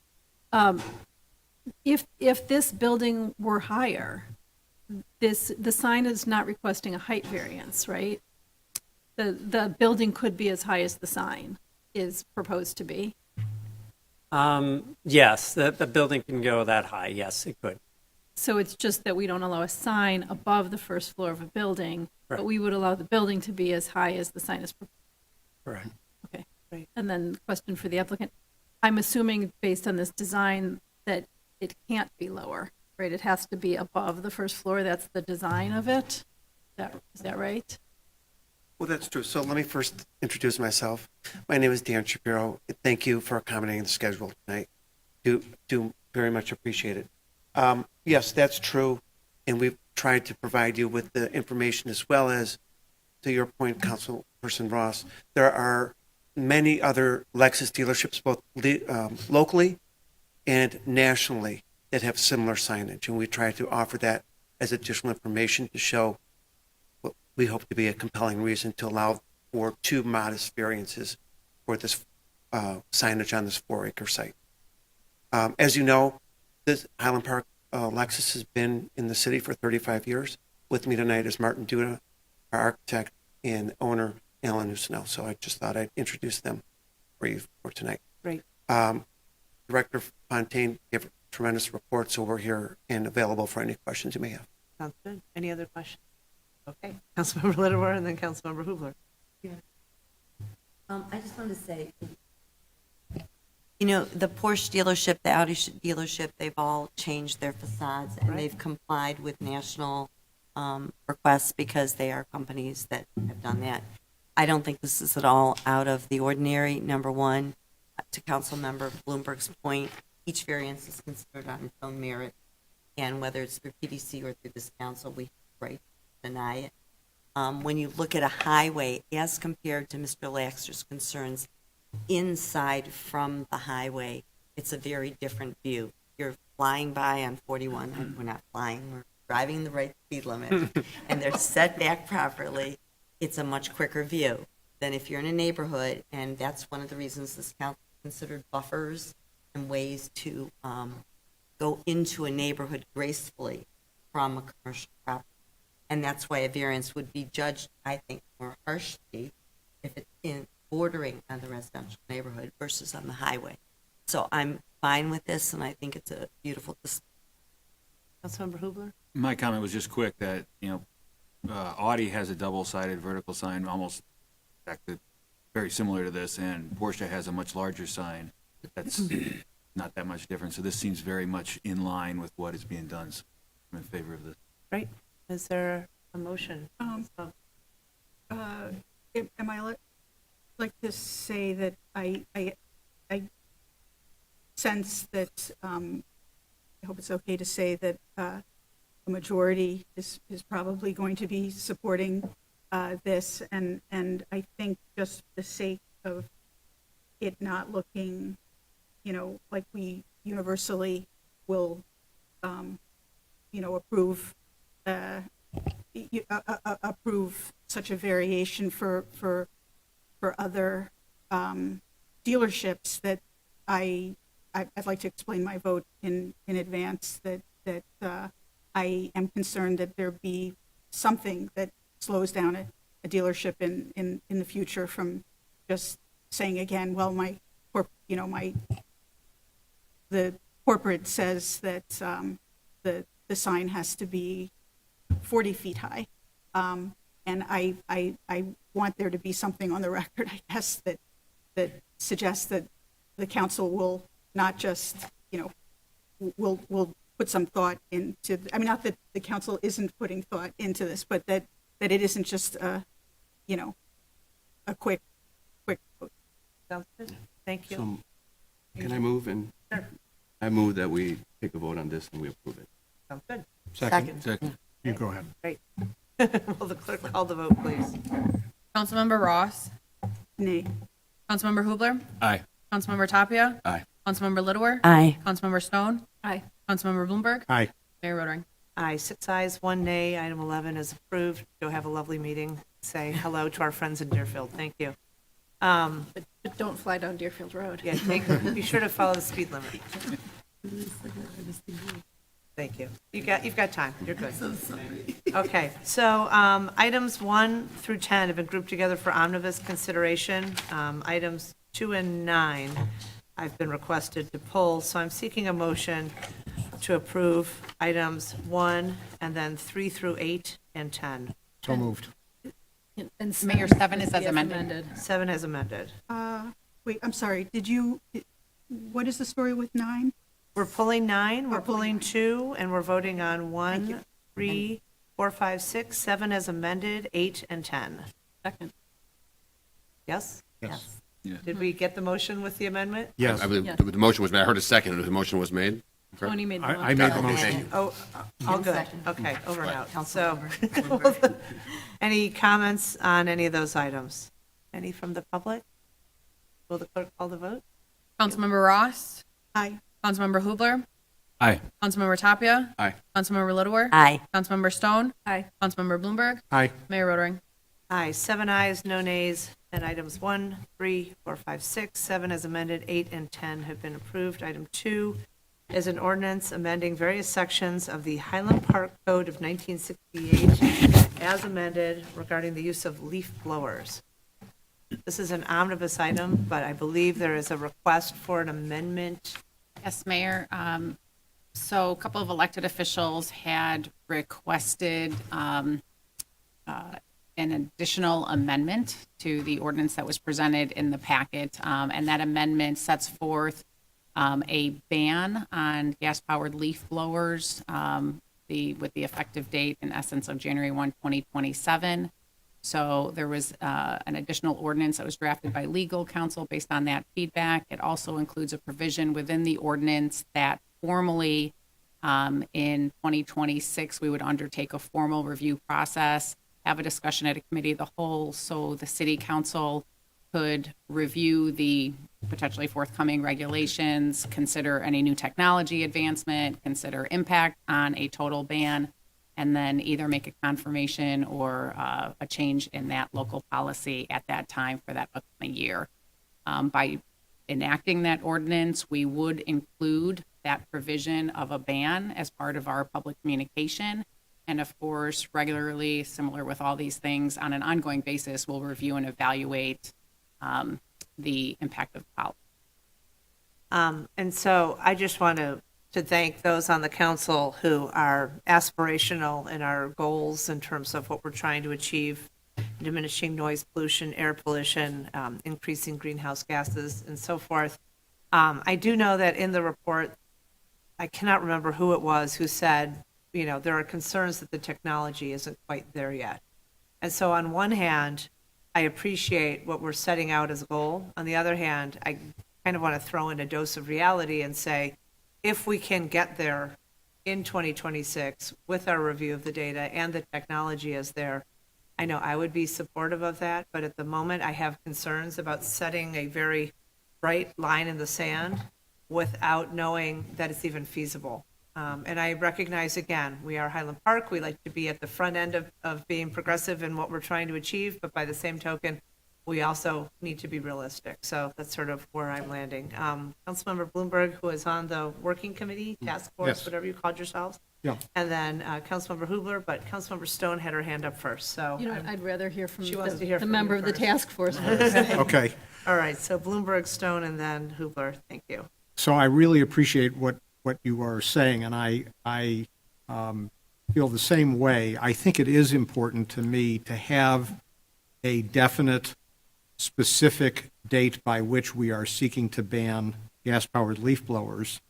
And the idea of bringing this back for consideration before that time strikes the balance that I think you may be looking for. I hope you're looking for. Being on that task force, there was some concern about the speed with which electric leaf blowers and electric lawn maintenance equipment is catching up to the power and efficiency of gas-powered counterparts. But I think it's very important, given where we are, especially with what's going on with the Canadian wildfires, that we seek a way as soon as possible to start drawing these lines, to set specific dates and times when we want to reach particular goals. And rather than just leaving that out there, which some governments do, specifically bring it back for a review. And if we have to put it off for another year because the technology isn't quite there, or we can satisfy ourselves that we're comfortable it is there, I think that's a good way to deal. I think that's a good trade-off for me. Thank you. Member Stone? I think it also provides certainty to the businesses by telling them you've got 3 seasons to transition, and then you need to have the electric equipment ready. I do want to ask staff to look into the possibility of incentives for some of the smaller companies for purchasing this equipment, if that's something that is needed. And that would need to be done sooner rather than later, because the partial ban impacts their equipment choices as much as the full ban does. I'd rather have this effective January 1st of 2026. I don't know if that's something that others are in favor of, or if we want to go to 2027. We do need to cut our greenhouse gas emissions in half as a nation by 2030. So, this would make a big difference, because these are 2-stroke engines that are a lot more polluting, but I'm sure our engineer can talk more about that than I can. Member Hubler? Yeah, I think the big thing has been reiterated here is the goal setting, but also just the ability of the businesses and residents to plan. There are a lot of residents who also do their own lawns. And having that opportunity to revisit it and make sure everybody's going to be capable to hit that date. I mean, there are rakes and electric leaf blowers. I think if it was an emergency, we could hit that date today, but I think giving everybody 3 years and having that definitive date is important. Speaking to the 2-stroke and literally burning oil and gas when you're running these things, and even when it's sitting on the sidewalk and not running for 10 minutes, it's still got all the noise, still got all those pollutants coming out, versus an electric, which isn't doing anything if you're not hitting the throttle. So it'll make a big difference in terms of the noise pollution, even when it's just sitting there not being used. So I think it's very important that we do this, and I think 3 years is the appropriate term. I mean, a time frame. So January 1st of 2027 makes sense to me as a time. Councilmember Tuck. Yeah, I just want to express my support as well of the ban, as my colleagues have given the reasons for doing that. There, with a big transition, there's always possibility of unintended consequences, and we can't necessarily predict where the technology will be in 2 or 3 years. But we know it's accelerating in the direction of urgent switchover to electric, and the manufacturers know that. They know where the market's going, and when the market starts moving away, they want to get there faster than their competitors. So I'm optimistic, and we see evidence that the technology will be accelerated through increased amount of innovation. So I'm in favor of it. I do, because of the fact that we can't necessarily predict when the technology will fully be available or pretty close. I think that the opportunity to revisit this 1 year before the ban goes into effect and get a accurate reading about the trends at that time is good, but only to maybe possibly put it off no more than a year, but hopefully be able to implement it as planned. I will be supportive of the January 2027 date that Councilmember Hubler is recommending. I think that's a good thing. And also, with the 3-year window, there's no reason why landscapers can't start converting now. And the incentives that Councilmember Stone is suggesting, I think we should be thinking about making those not available in 3 years from now, but what can we make available today, especially in partnership with the other municipalities in terms of co-op purchasing, because some are going to have their machines expire in a year, and they're going to go, what should I do? Let's make it easy for them, rather than saying, well, we don't have anything for you until 2.5 years from now. Let's be ready to help them with a conversion during the 3-year window as well. Thank you, Mayor. I fully support the planned ban as well. I think 26 is a reasonable deadline for it. I do want to emphasize, though, that from what I recall of the reports that of that group that Gita and City Manager Gita and Councilman Bloomberg have been part of, that it is these machines are extremely expensive, and there are not only the homeowners who are taking care of their homes, but the very, very small businesses, maybe 2-3 person businesses that can't even afford this in the short term. And so I'd really like to look very seriously if I support this policy, but how do we make it doable? That's what I'd like to know. And I should address that to you. How do we make it doable? Incentives, but what kind of incentive is really going to, make this implementable? Great, thank you. So here's my question, and I just want to confirm that I have where I think the consensus is, that we are passing this ordinance that will diminish the opportunity to use gas-powered leaf blowers to a 12-week window that was originally discussed by the working group, with a condition that we are looking to approve a full, no, I understand, but I think The wording is not as direct as you're exactly going to make that it. we are affirming a desired ban in 2027 pending the results of study, pick your word, in 2026. Is that an accurate represent? You would like to just say we're good to go in 2027, or you want to see where we are in 2026? I guess I want to clarify that I would like the ban to be in place, but I just want it to be revisited. So you have the ability to extend it, but not that it's just going to be looked at again. I mean, it is going to be looked at again. Let's be really clear on what we're talking about as the ban. So right now, we are putting in place a 12-week window for using these machines with the intent of fully banning 100% in 2027. So in 2026, we will take the temperature, for lack of a better phrase, global warming. That was a pun.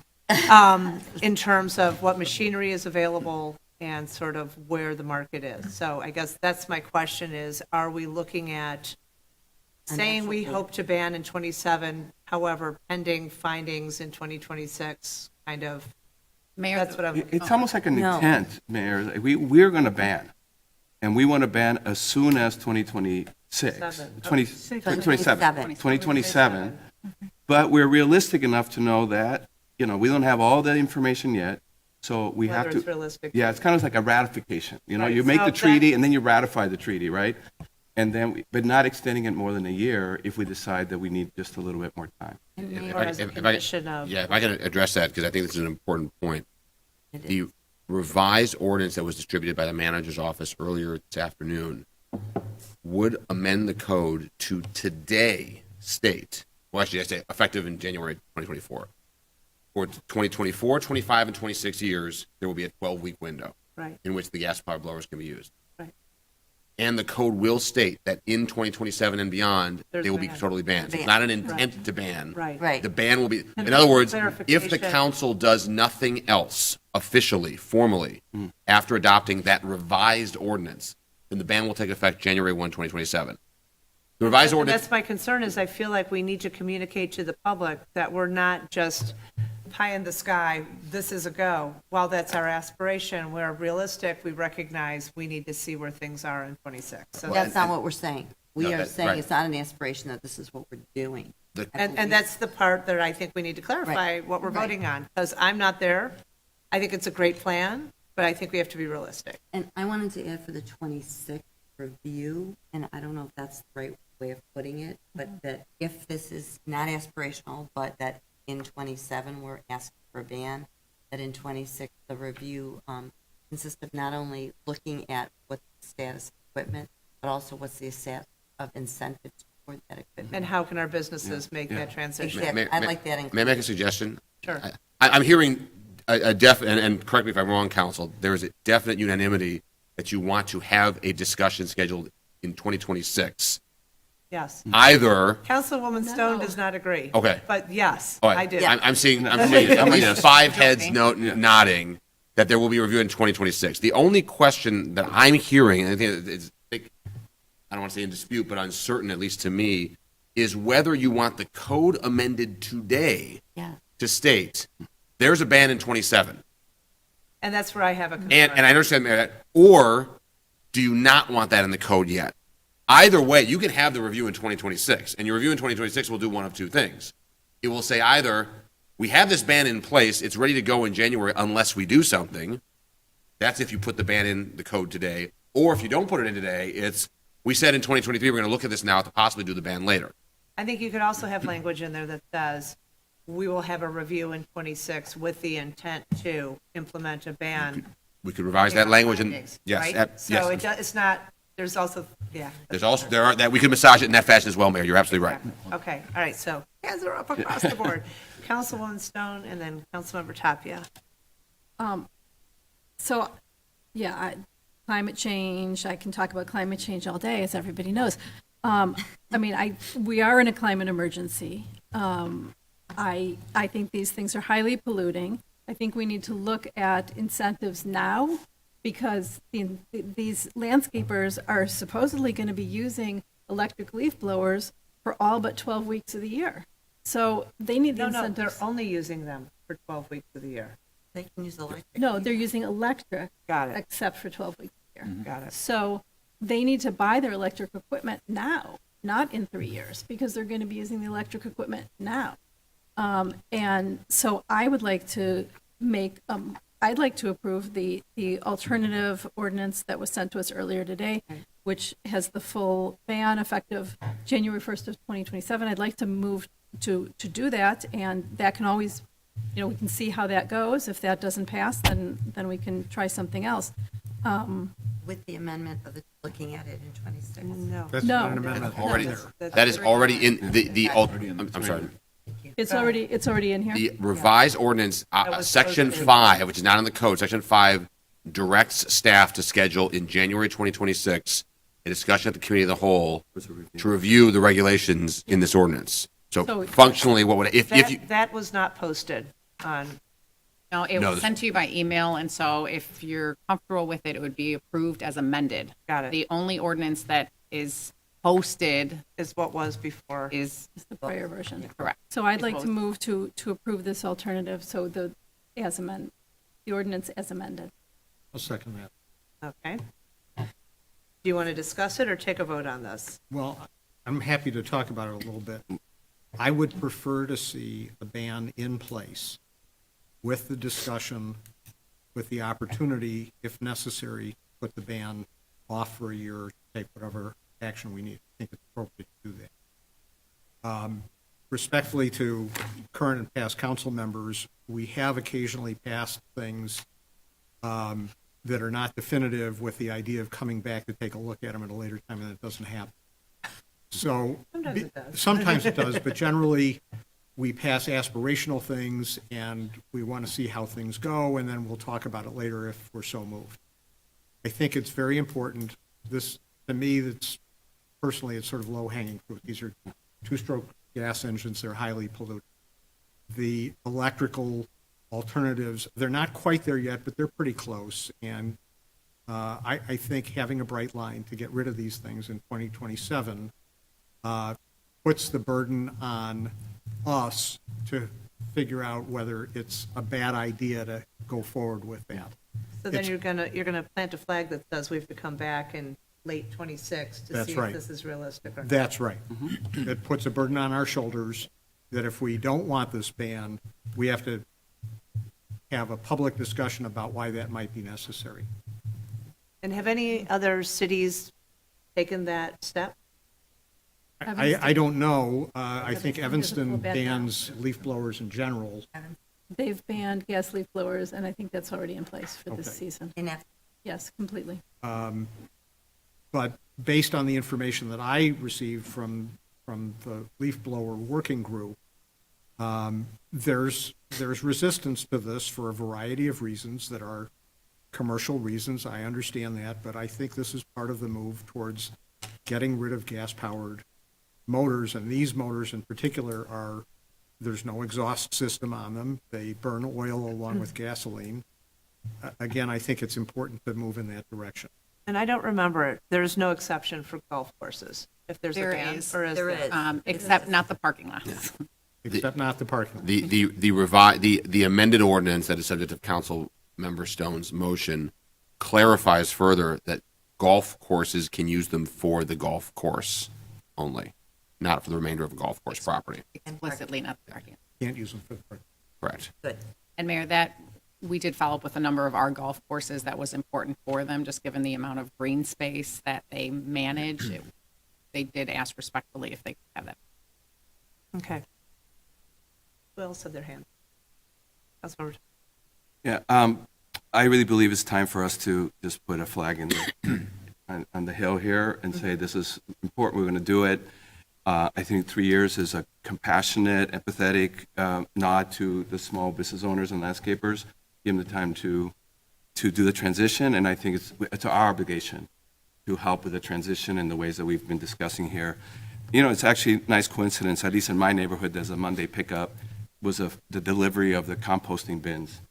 And I think that was a bold declaration that we're going to go in that direction. So I think we need to keep declaring that in every possible way that we can, we care about the environment, we know it's an emergency, and we're going to do everything possible. And I think this would add to that commitment. And that actually our environmental sustainability pillar that we've declared is going to be important going forward. Do we know what CMET's position has been as they are taking a major stance in terms of regional greenhouse gas emissions and trying to be a more regional approach than just municipality by municipality? No, Mayor, we can certainly find out. There you go. Okay, any further discussion? We have a motion, we have a, yes? Nope, that was just a wiggle of the hand? Yeah, that was a Okay. wiggle of the hand. Okay, sounds like we have a motion and a second. Does anybody need a review of what we're voting on, or are we good?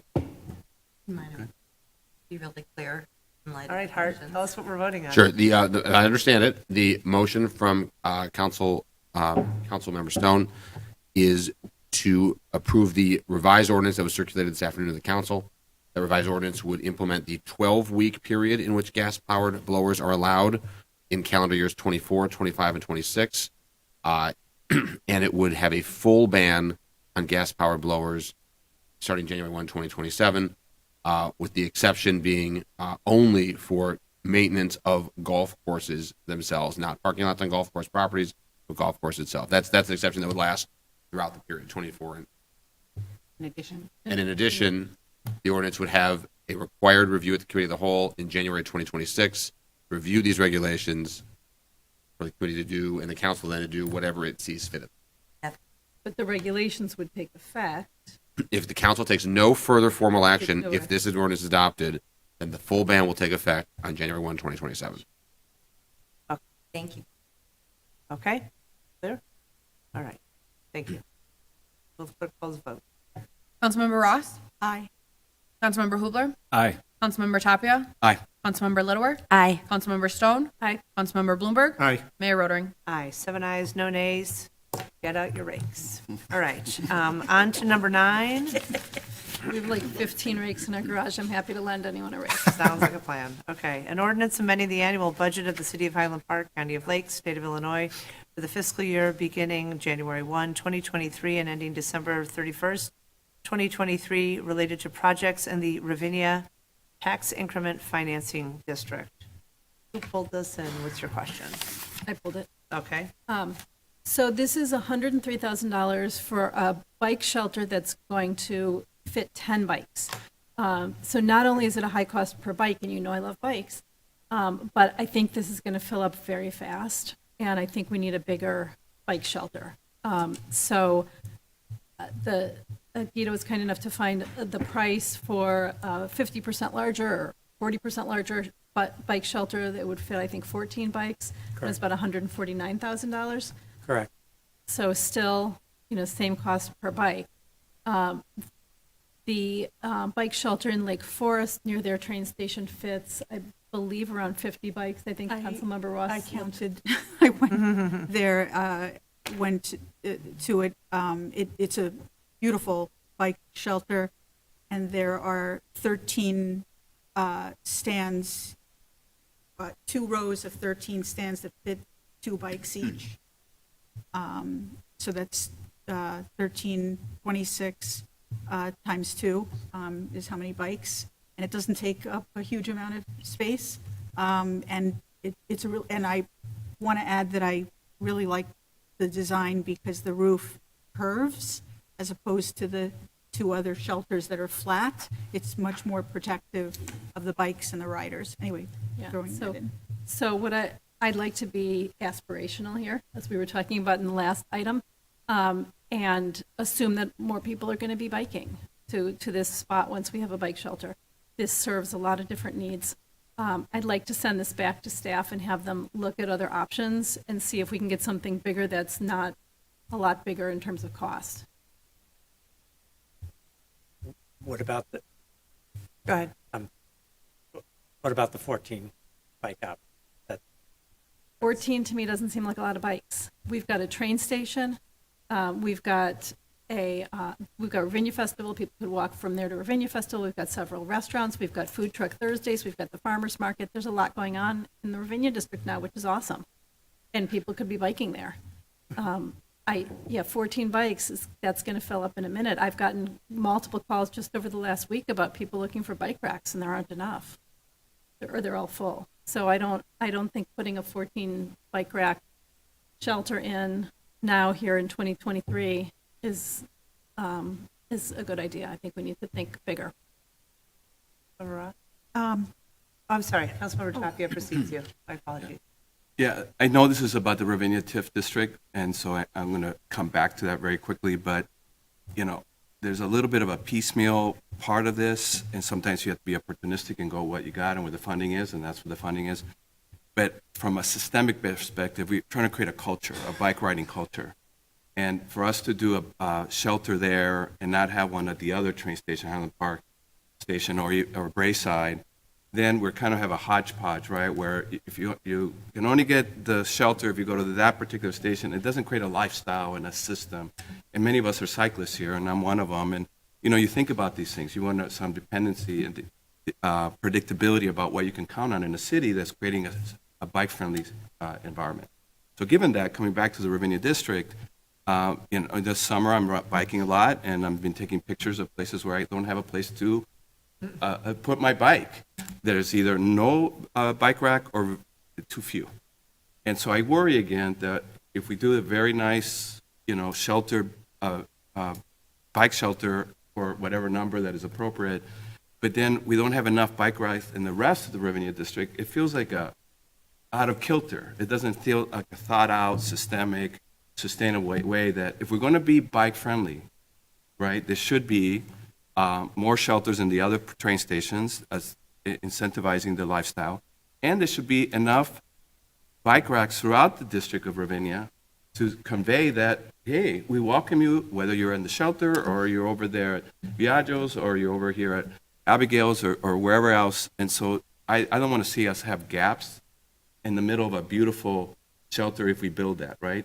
The other thing, too, is that I just want to put on the table that we don't have enough bike racks in the rest of the city. So we're not following through on a bike-friendly city. And if we're going to invest this much money in a bike shelter, then I think we got to have a bigger conversation about what is our commitment to becoming a true bike city. And it doesn't have to happen all at once, but can we have a phase 1, phase 2, phase 3, and indicate to the community that we're building a system, and this is, if we go with it, one next step in the system. It's almost like you're looking forward to talking about complete streets.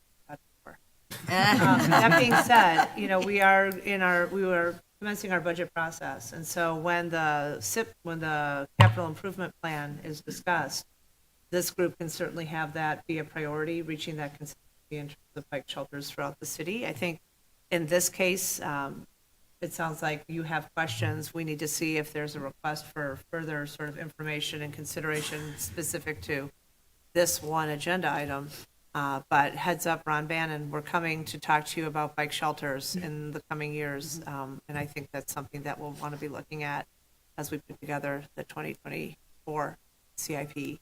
And Mayor, if I could just add, the phased approach is exactly what we're doing. So as you well know, because you advanced the capital funds to be able to start the streetscape in the downtown, we did replace all the bike racks in the downtown district.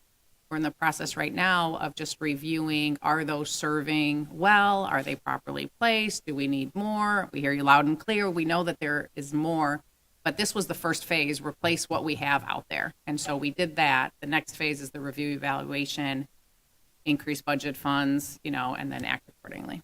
Right. But this is coming specific from a TIF district. So there's tax increment financing funds that have to be used only within this district. So specific to the station. But I think it's very clear, that we do want to look at it related to the other train stations. And this is a great opportunity for the community as a whole, kind of make that a priority. Councilmember Ross? I agree with everything that has been said. I'd like to see more of, these bike racks, bike shelters. I just want to add that if we do move quickly with the TIF money for Ravinia's station, I like the idea of, I think it was Area C being east of the train tracks, but I think that there should also be one on the west side of the train tracks. There's a very big, when people are coming home, they should be able to, They can park their car on either side. They should be able to park their right, bike on right. either side. And it does seem strange to Councilman Tapia's point that the Highland Park train station doesn't have one. I'm not even sure that, does it have any bike racks at all? It does. Okay. But certainly we should be considering one. So do you want to make a motion to continue? How do you want to? Oh, I'm so sorry. Go ahead. So I had a couple of questions, comments on this too. First of all, within a bike shelter, are there the toolkits? Is there everything there? It's just, because from the pictures, it seemed to be the roof and bike rack. Mm-hmm. So, for example, if you look at B, which is on the west side of the tracks, Virginia, there's a shelter. And right next to it is the location where we bike. And to me, I would so much prefer to see tons and tons of bike racks and not be spending money on the pilings, construction, and the foundation in order to have the overhang, especially when I've got an overhang right next to it. And it reminds me of downtown where we have overhangs also. And as a bicyclist who, by the way, used a tree this weekend at the lot or when I was downtown because I couldn't find another rack, and then I used the gate to lock my bicycle. I'd love to see the racks, but this is an extra shelter.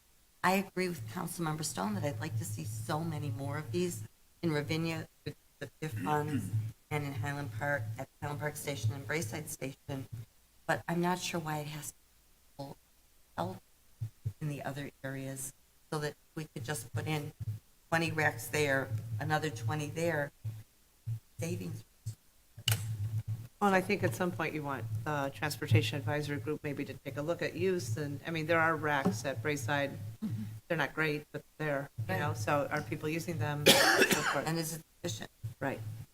Yeah, and if I could, add to creating a system doesn't imply that that I'm advocating for, sheltered place for the bikes. We have to have a discussion about what is the system for a bike-friendly, city.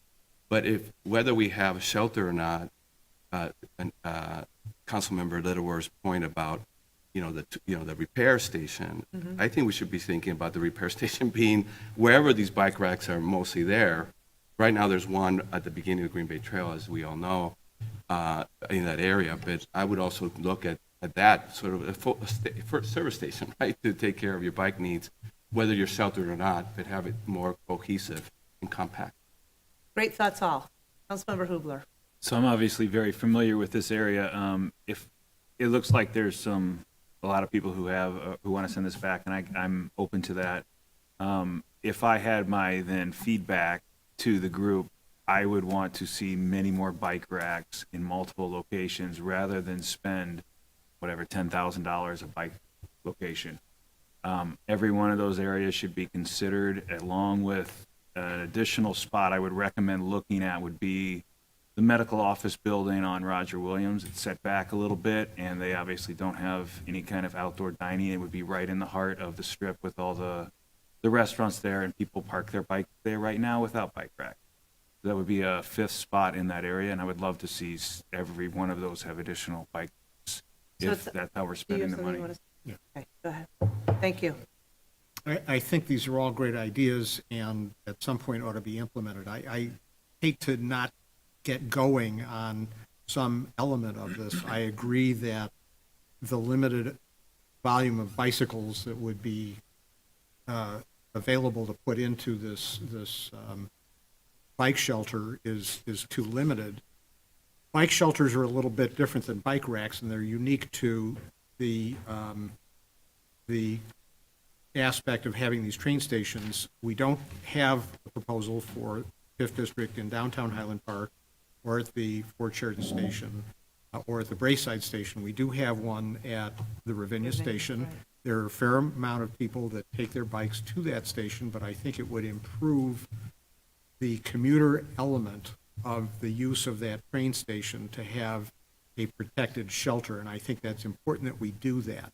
I just, at the moment, would like to see if enlarging the shelter and including more bicycles can be done more economically efficiently. I think that's the first order of it. I agree. And then have these other discussions right at a committee of the whole. Exactly.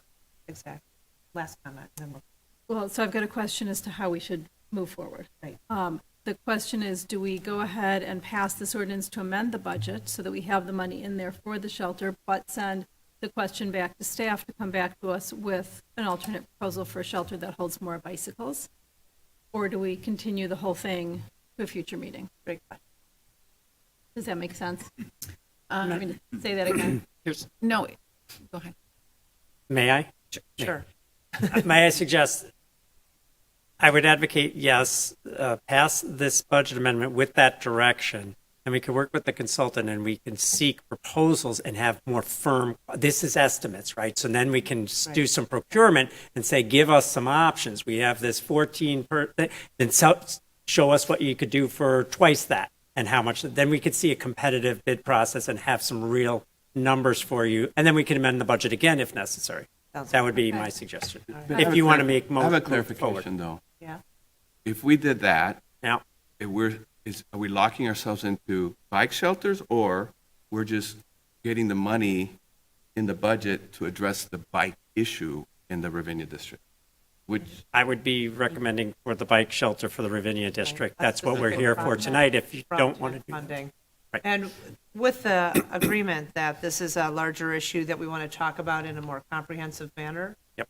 But the funding isn't going to be around forever. And so put it specifically towards something related to, but more information to come back to staff with the understanding that more than 10, more than 14, something that's reasonable, something that. Something between 20 and 50.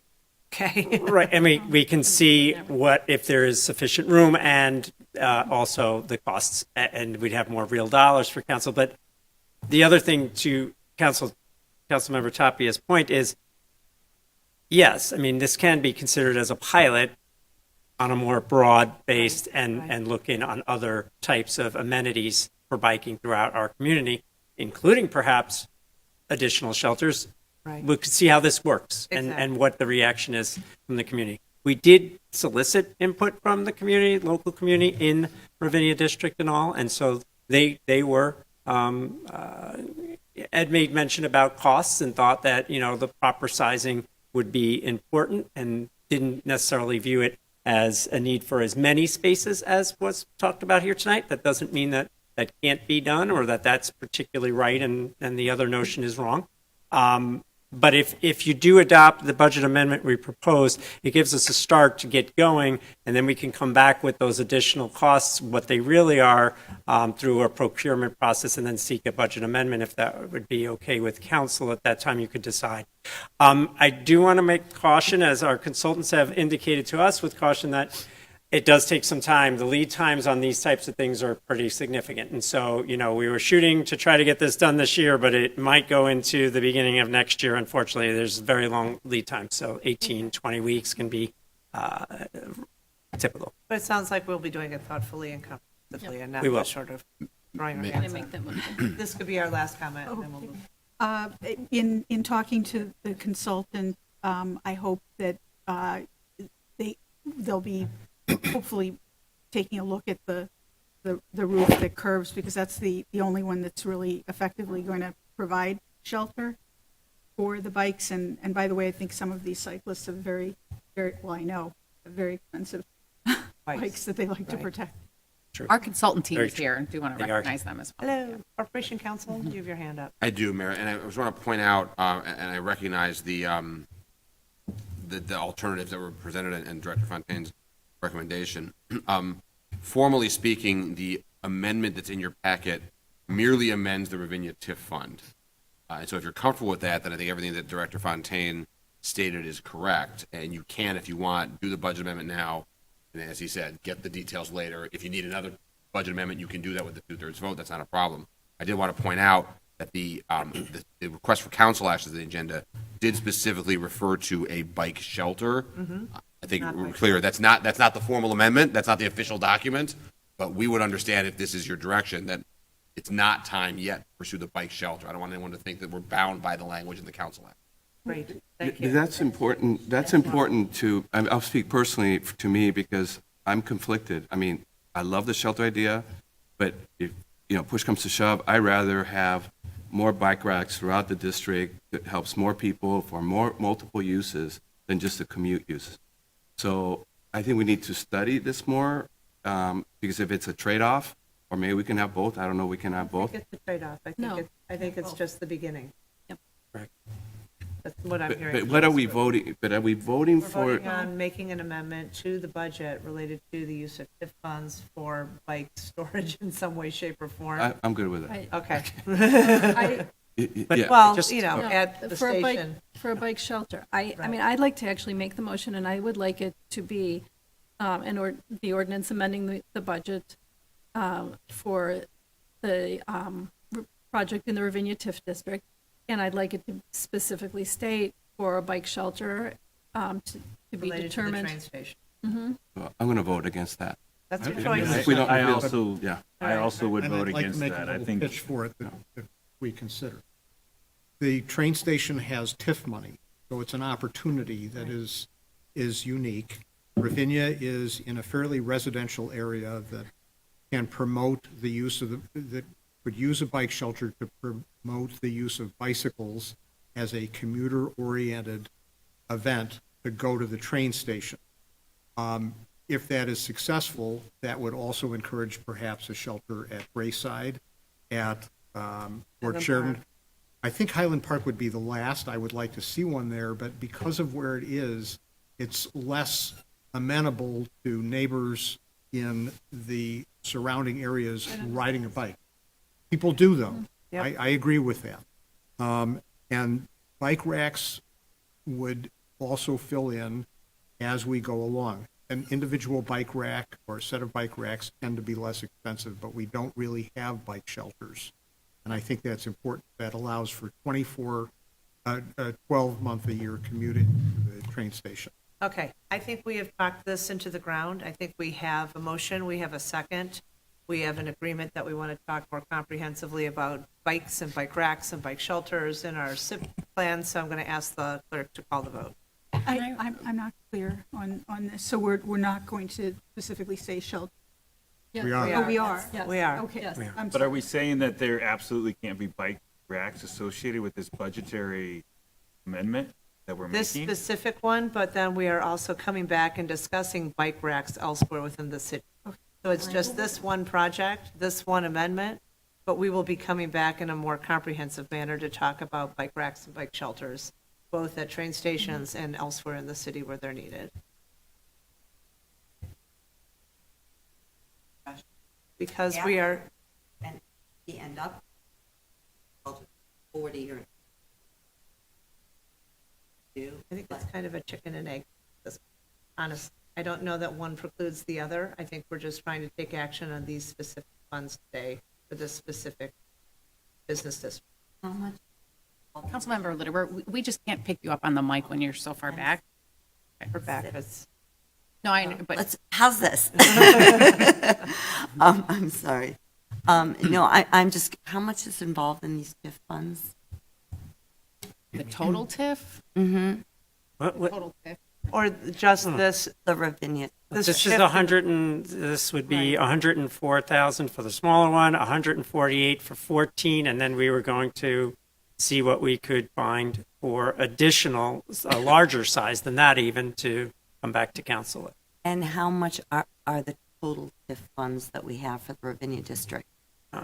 Well, that was in the Balance report is- where they talk about all the different things that they've done with those TIF funds. And We just had a joint review board meeting, and we can share the PowerPoint with the city council because there are plans to draw down all the TIF funds over the life of this TIF based on the streetscape plan that the council had adopted.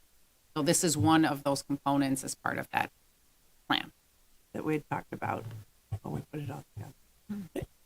Some council members may recall there was a much more grandiose plan for a bike kiosk and a lot more that was beyond a scope that we wanted to pursue. And so this is a much scaled back, but nonetheless important and what we thought good amenity to add to the district. Okay. Mayor, I'm sorry, I need to clarify. If I understand, the motion is to approve this and that it say bike shelter. I want to clarify what that means. The form of the amendment merely shows the line item, which is, as I know the council knows, there are specific funds. Line item 1430730.71030, Virginia TIF Fund. Right. So I just want to clarify what we're doing. Specific use. Right. If your motion is approve the ordinance as drafted with the direction to staff that it be used for this bike shelter, I think that's appropriate. I don't know that I would add the words bike shelter in there. I would agree. Yeah. So, and So- what's that? Okay, so my Yeah, you're not my voting. motion is, I'm sorry, if everybody could please stop talking and we can just have one person at a time so we can get through our city business. And if I could add to Hart's comment, we don't budget item by item. We have we give you an add up of what we're going to spend a budget on, but when we designate that budget, it's not that specific. So if you amend this budget, it doesn't really get amended to the bike rack. Right. So it's with the it's with your understanding that is what the money would get spent on, but that doesn't mean that it wouldn't preclude us from coming back to you and spending that money in a different way. So my motion is what Hart said, but with one exception. You said for this bike shelter, and it specifically is for a bike shelter, but not for this bike shelter. Okay, and it's not for a bigger version of this bike shelter. It's for a different bike shelter potentially that could hold more bikes in a more cost-effective way. So it's not $10,000 per bike. But specific to Julie's budget, it is No, I understand. bike shelter, structure, delivery, installation, bike racks, Yes. paving, footings, and lighting. Right. You're No, not I you're not understand. approving a contract right now. Right. You're just Right. approving a budget. A concept. But I just want to make sure that Joel's clear, Director Fontaine is clear on the direction that is included as part of this, which is not the, Direction is additional research in the kind of shelter and the size, Yes. not necessarily, this one could be one of others that Right. we can could ask councils to choose from. I understand that. But I do think it's important that it be about a bike shelter, because if it's about something else, that's a different task. And while we will do that, and certainly would for future things, if it's about figuring out a comprehensive plan for bike racks throughout our community, we have not done that work.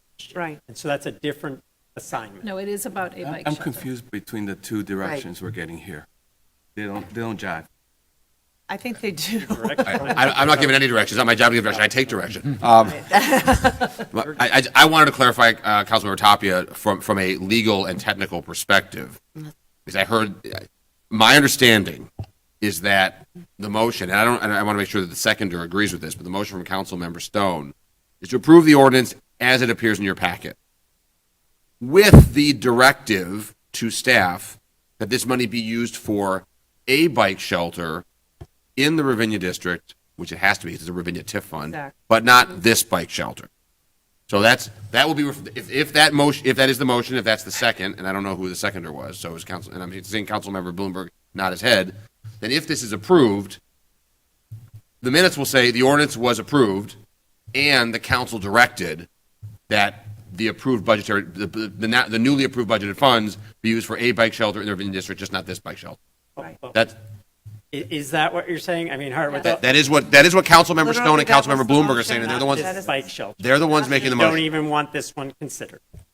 That's not what I heard. I It heard could be. Why does it have to be excluded? That's why I asked the Yeah, question. you don't have to exclude this bike It's not shelter. Okay, that's what I exclusionary, thought. but it's just not specific to this I bike understand. shelter. So I'll amend what I believe the directive to be, which is a bike shelter, maybe this bike shelter, but not necessarily this bike shelter. To say no. Okay? I'm not excited about this bike shelter. Should that Okay, be in the let's direction? move on. I'm excited to get that right, but that's I understand. Thank you. Team, Okay. we have a motion, we have a second. If you don't want to vote for it, the answer is no. Go ahead. Councilmember Ross. Aye. Councilmember Hubler. Aye. Councilmember Tapia. Aye. Councilmember Littlewer. No. Councilmember Stone. Aye. Councilmember Bloomberg. Aye. Mayor Rotering. Aye, 6 ayes, 1 nay. Item 9, as specified, has been approved. Thank you. And Mayor, before we move on from this subject, I would just like to answer the question that was asked of how much TIF funds that we currently have. Great. Okay, so at the end of this year, end of 2023, we expect to have almost $1.8 million in the TIF fund. And then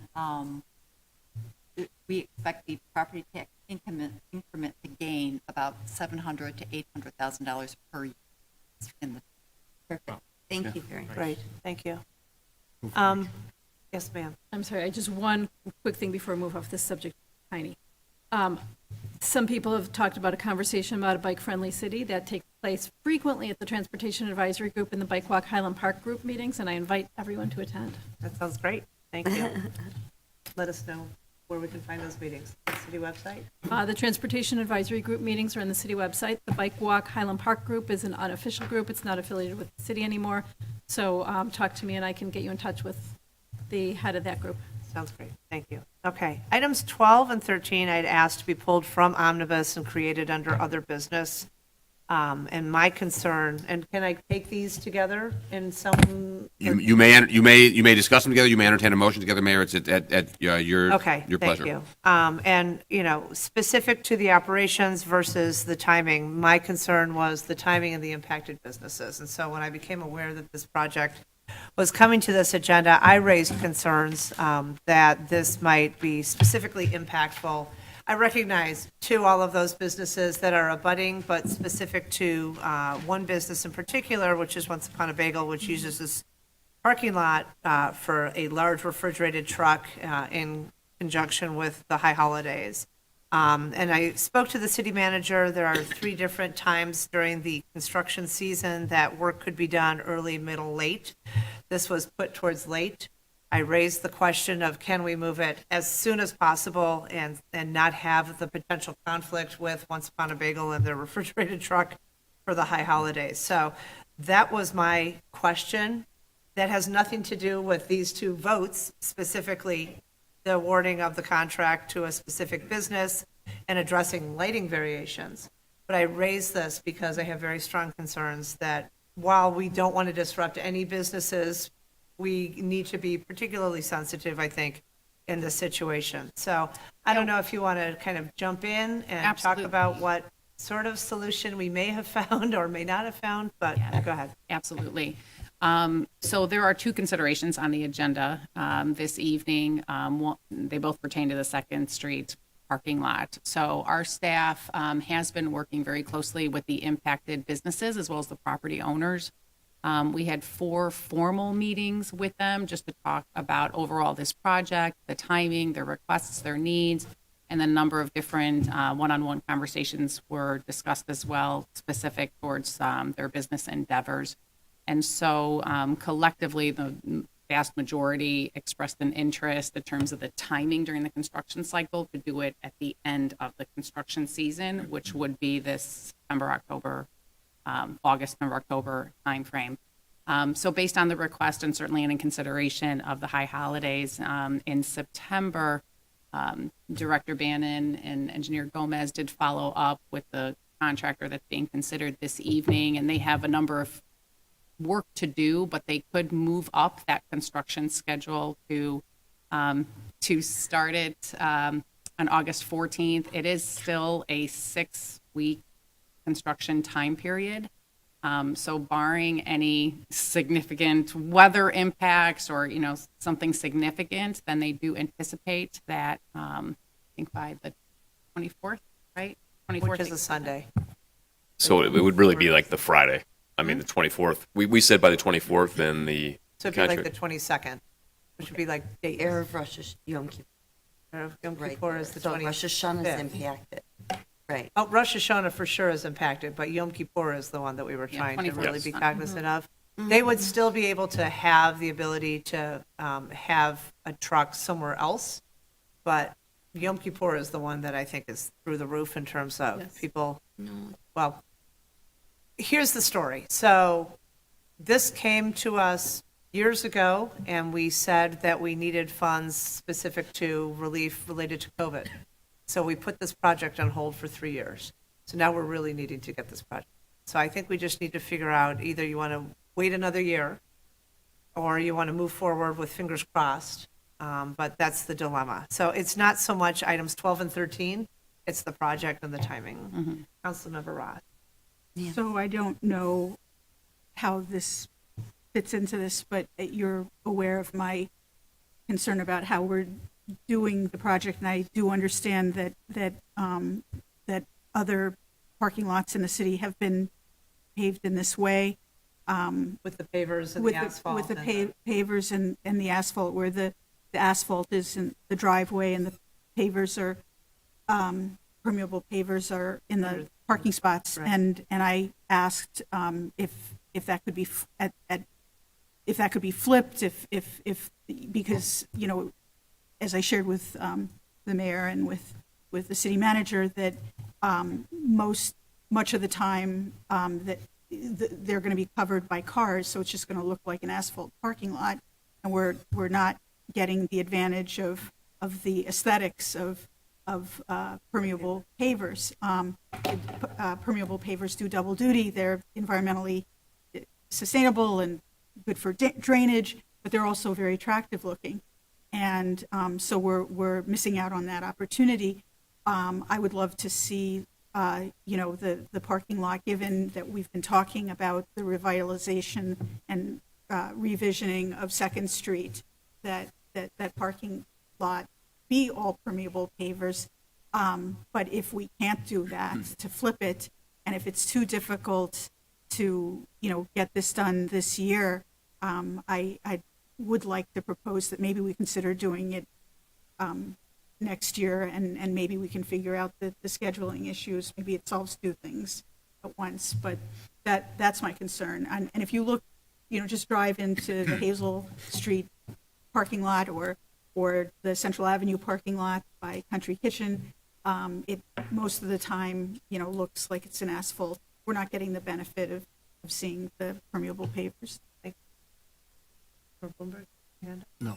Councilmember Littleworth, you had your hand. So, Mayor, I really want to thank you because I too spoke to the city manager about this morning. There are new owners Once Upon a Bagel. They've been here under a year. That they felt the city was very receptive when they called and they said they had an issue with this. These are their 5 busiest days of the year, that being the day before Rosh Hashanah, which is September 15th. So the 14th, 15th, and 16th, and then Erev Yom Kippur and Yom Kippur, which would be outside that window. And but for their staging, which is really 2 huge 48-foot containers. And then Refrigerated trucks. Refrigerated trucks. I'm just calling them containers so we don't confuse it with trucks, which are their delivery trucks. Right. Which are also, they hire additional help. They have, this is their main bread and butter, for lack of a better way of putting it. And so if there's any way in which to do it outside of that window, that was something I urge you to look into, and I'm so glad there's a sensitivity to it. I think that there's the double issue that there's a perception that would be very sensitive to a lot of people's community, that they can do their business, not only their highest volume, but from a religiosity point of view, that it's observant of an inclusive recognition of people's beliefs, because we would never do something like this on a Christmas holiday. And I think that there's a question, there's no question, but that this is the high holiday. And so I just want to make that correctly looked at. So I do want to reiterate that I do think Rosh Hashanah is as important, and those 3 days versus the 2 days, both. Well, I don't know if there's any way to push it up that far. Because That's what I asked. I was like, can we start in a week? But And to Councilmember Ross's points, I didn't even look beyond that point. Timing was such that I almost would rather, and I hate to put off anything on Street. I'm so excited about the work we're going to be doing, and I know the parking lot is in disrepair, but I almost feel it would be off for one season. Then to roll so the we dice. don't conflict Yeah. the high holidays. Right. Yeah, I agree that we don't want to roll the dice on this one. It's just too risky for all the reasons stated, and we don't want to be in a place, well, we tried, or we trying to squeeze it in, and then, but that's disrespectful, right? Why are you rolling the dice on me, would the person say, right? Why did you take that risk on my behalf? So I would also advocate, so I also am anxious to get it done, but I'd rather wait. And Councilmember Ross's point, gave me something new to think about the pavers and them covered by automobiles. Now, I read the report about why you're recommending switching it because of the delivery trucks and the garbage trucks and all that turning right there on the semi-permeable pavers. So I don't have an opinion necessarily, but you put some food. Share some. But you put some food for thought there, but all to say, yet another reason to perhaps give ourselves a little bit more time so we can debate this and weigh it. And also, it ties into the conversation we had at the beginning of today, where we were having a conversation about asphalt versus semi-permeable pavers and things like that. So I'd rather just work through that and then come back to it in the next season. Member Hubler? Just a quick question. I mean, I'll say first, I would defer to the business owner to say whether it's, whether we have any solutions, but do we have any solutions that they are comfortable with that they think will work? I'm assuming we don't.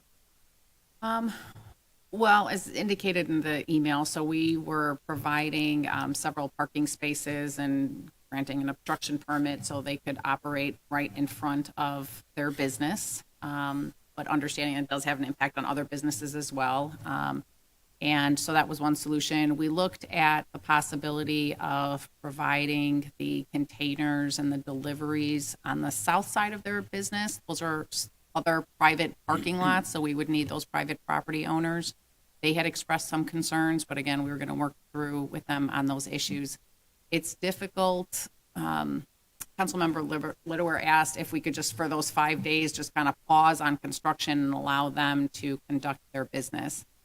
That's extremely difficult to do in the midst. I mean, you're basically asking people to come into a construction zone and do what Right. you need I to don't know do. that So that's that, an answer. Right. yeah, so that would be challenging, but that was our work with them, is just to give them other options in which to continue to carry out their business. But what was their Okay. feedback to that? Were they like? Their feedback at the time, again, this all came up today. Their feedback at the time was, okay, that's good, we can make it work. But the other businesses then don't have the use of their parking lots. Right, okay. Yeah, I would say we probably should be postponing this, would be my opinion. Member Bloomberg? Is it possible, I understand you don't want people walking through a construction site, but is it possible to stage it?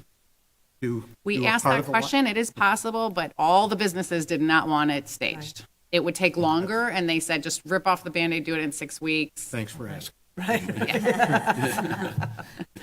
All right. So I think at this point, Hart, then I'm looking for a motion to postpone, or how do you want to? Yeah, you do that. You do a motion to postpone. A date uncertain, and then you guys can come back to us in terms of.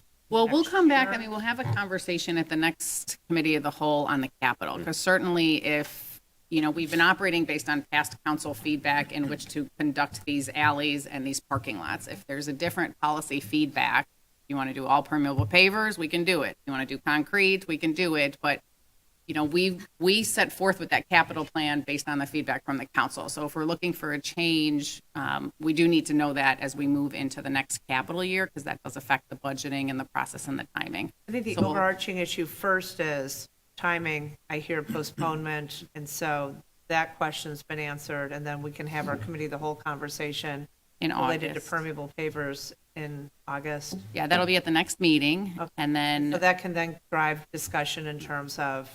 budget, Yeah. and then we'll follow up with all the businesses certainly tomorrow in terms of this project. Member Stone? Would it be possible to get sort of a cost estimate for doing the whole thing in permeable pavers in anticipation of that conversation? Well, it sounds like there are issues with trucks turning because there are a lot of delivery trucks using that Using as that a it- place to then source the restaurants. And That is- that may not be reasonable. Sorry. I mean, we have plenty of examples, in the community of, the high school's parking lot is all permeable pavers. And Ravinia it's Festivals is. well-defined. Nobody has a problem finding the route. Everybody knows how to find their stall, or a stall. And lots of alleys that are getting garbage trucks every week. So I would say that we should at least entertain it as a possibility. So again, I think that'll be the discussion that we have at the committee of the whole. I think for now, I'm seeking a motion to postpone 12 and 13. One thing, Yes, if I may, Madam Mayor. Uh-huh.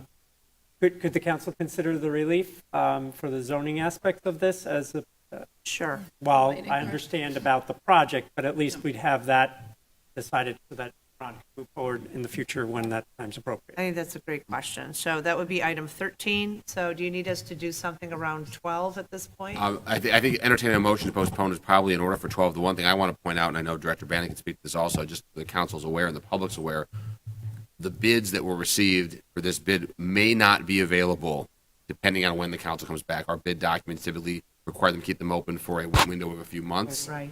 So I just, Recognize prices that. may be lower, they may be higher. I want to make sure that's clear for the council. Yeah, thank you for that. Sure. Appreciate The it. only thing I do want to say, well, maybe take 12 first, and while you do, Okay. So 12, I'm seeking a motion to postpone into a date uncertain. So moved. Second. Any further discussion on 12? Hearing none, will the clerk call the vote?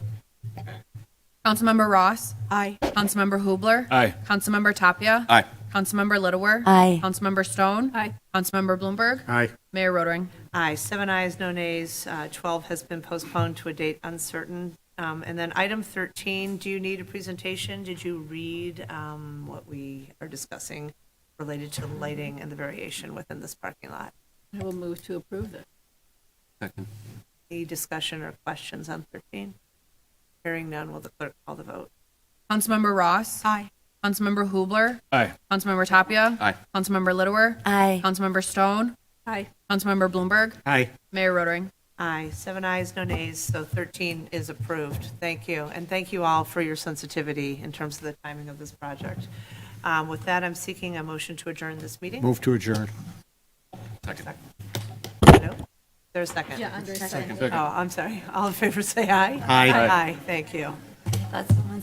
Let's take 5 minutes, and then we'll go start our committee of the whole.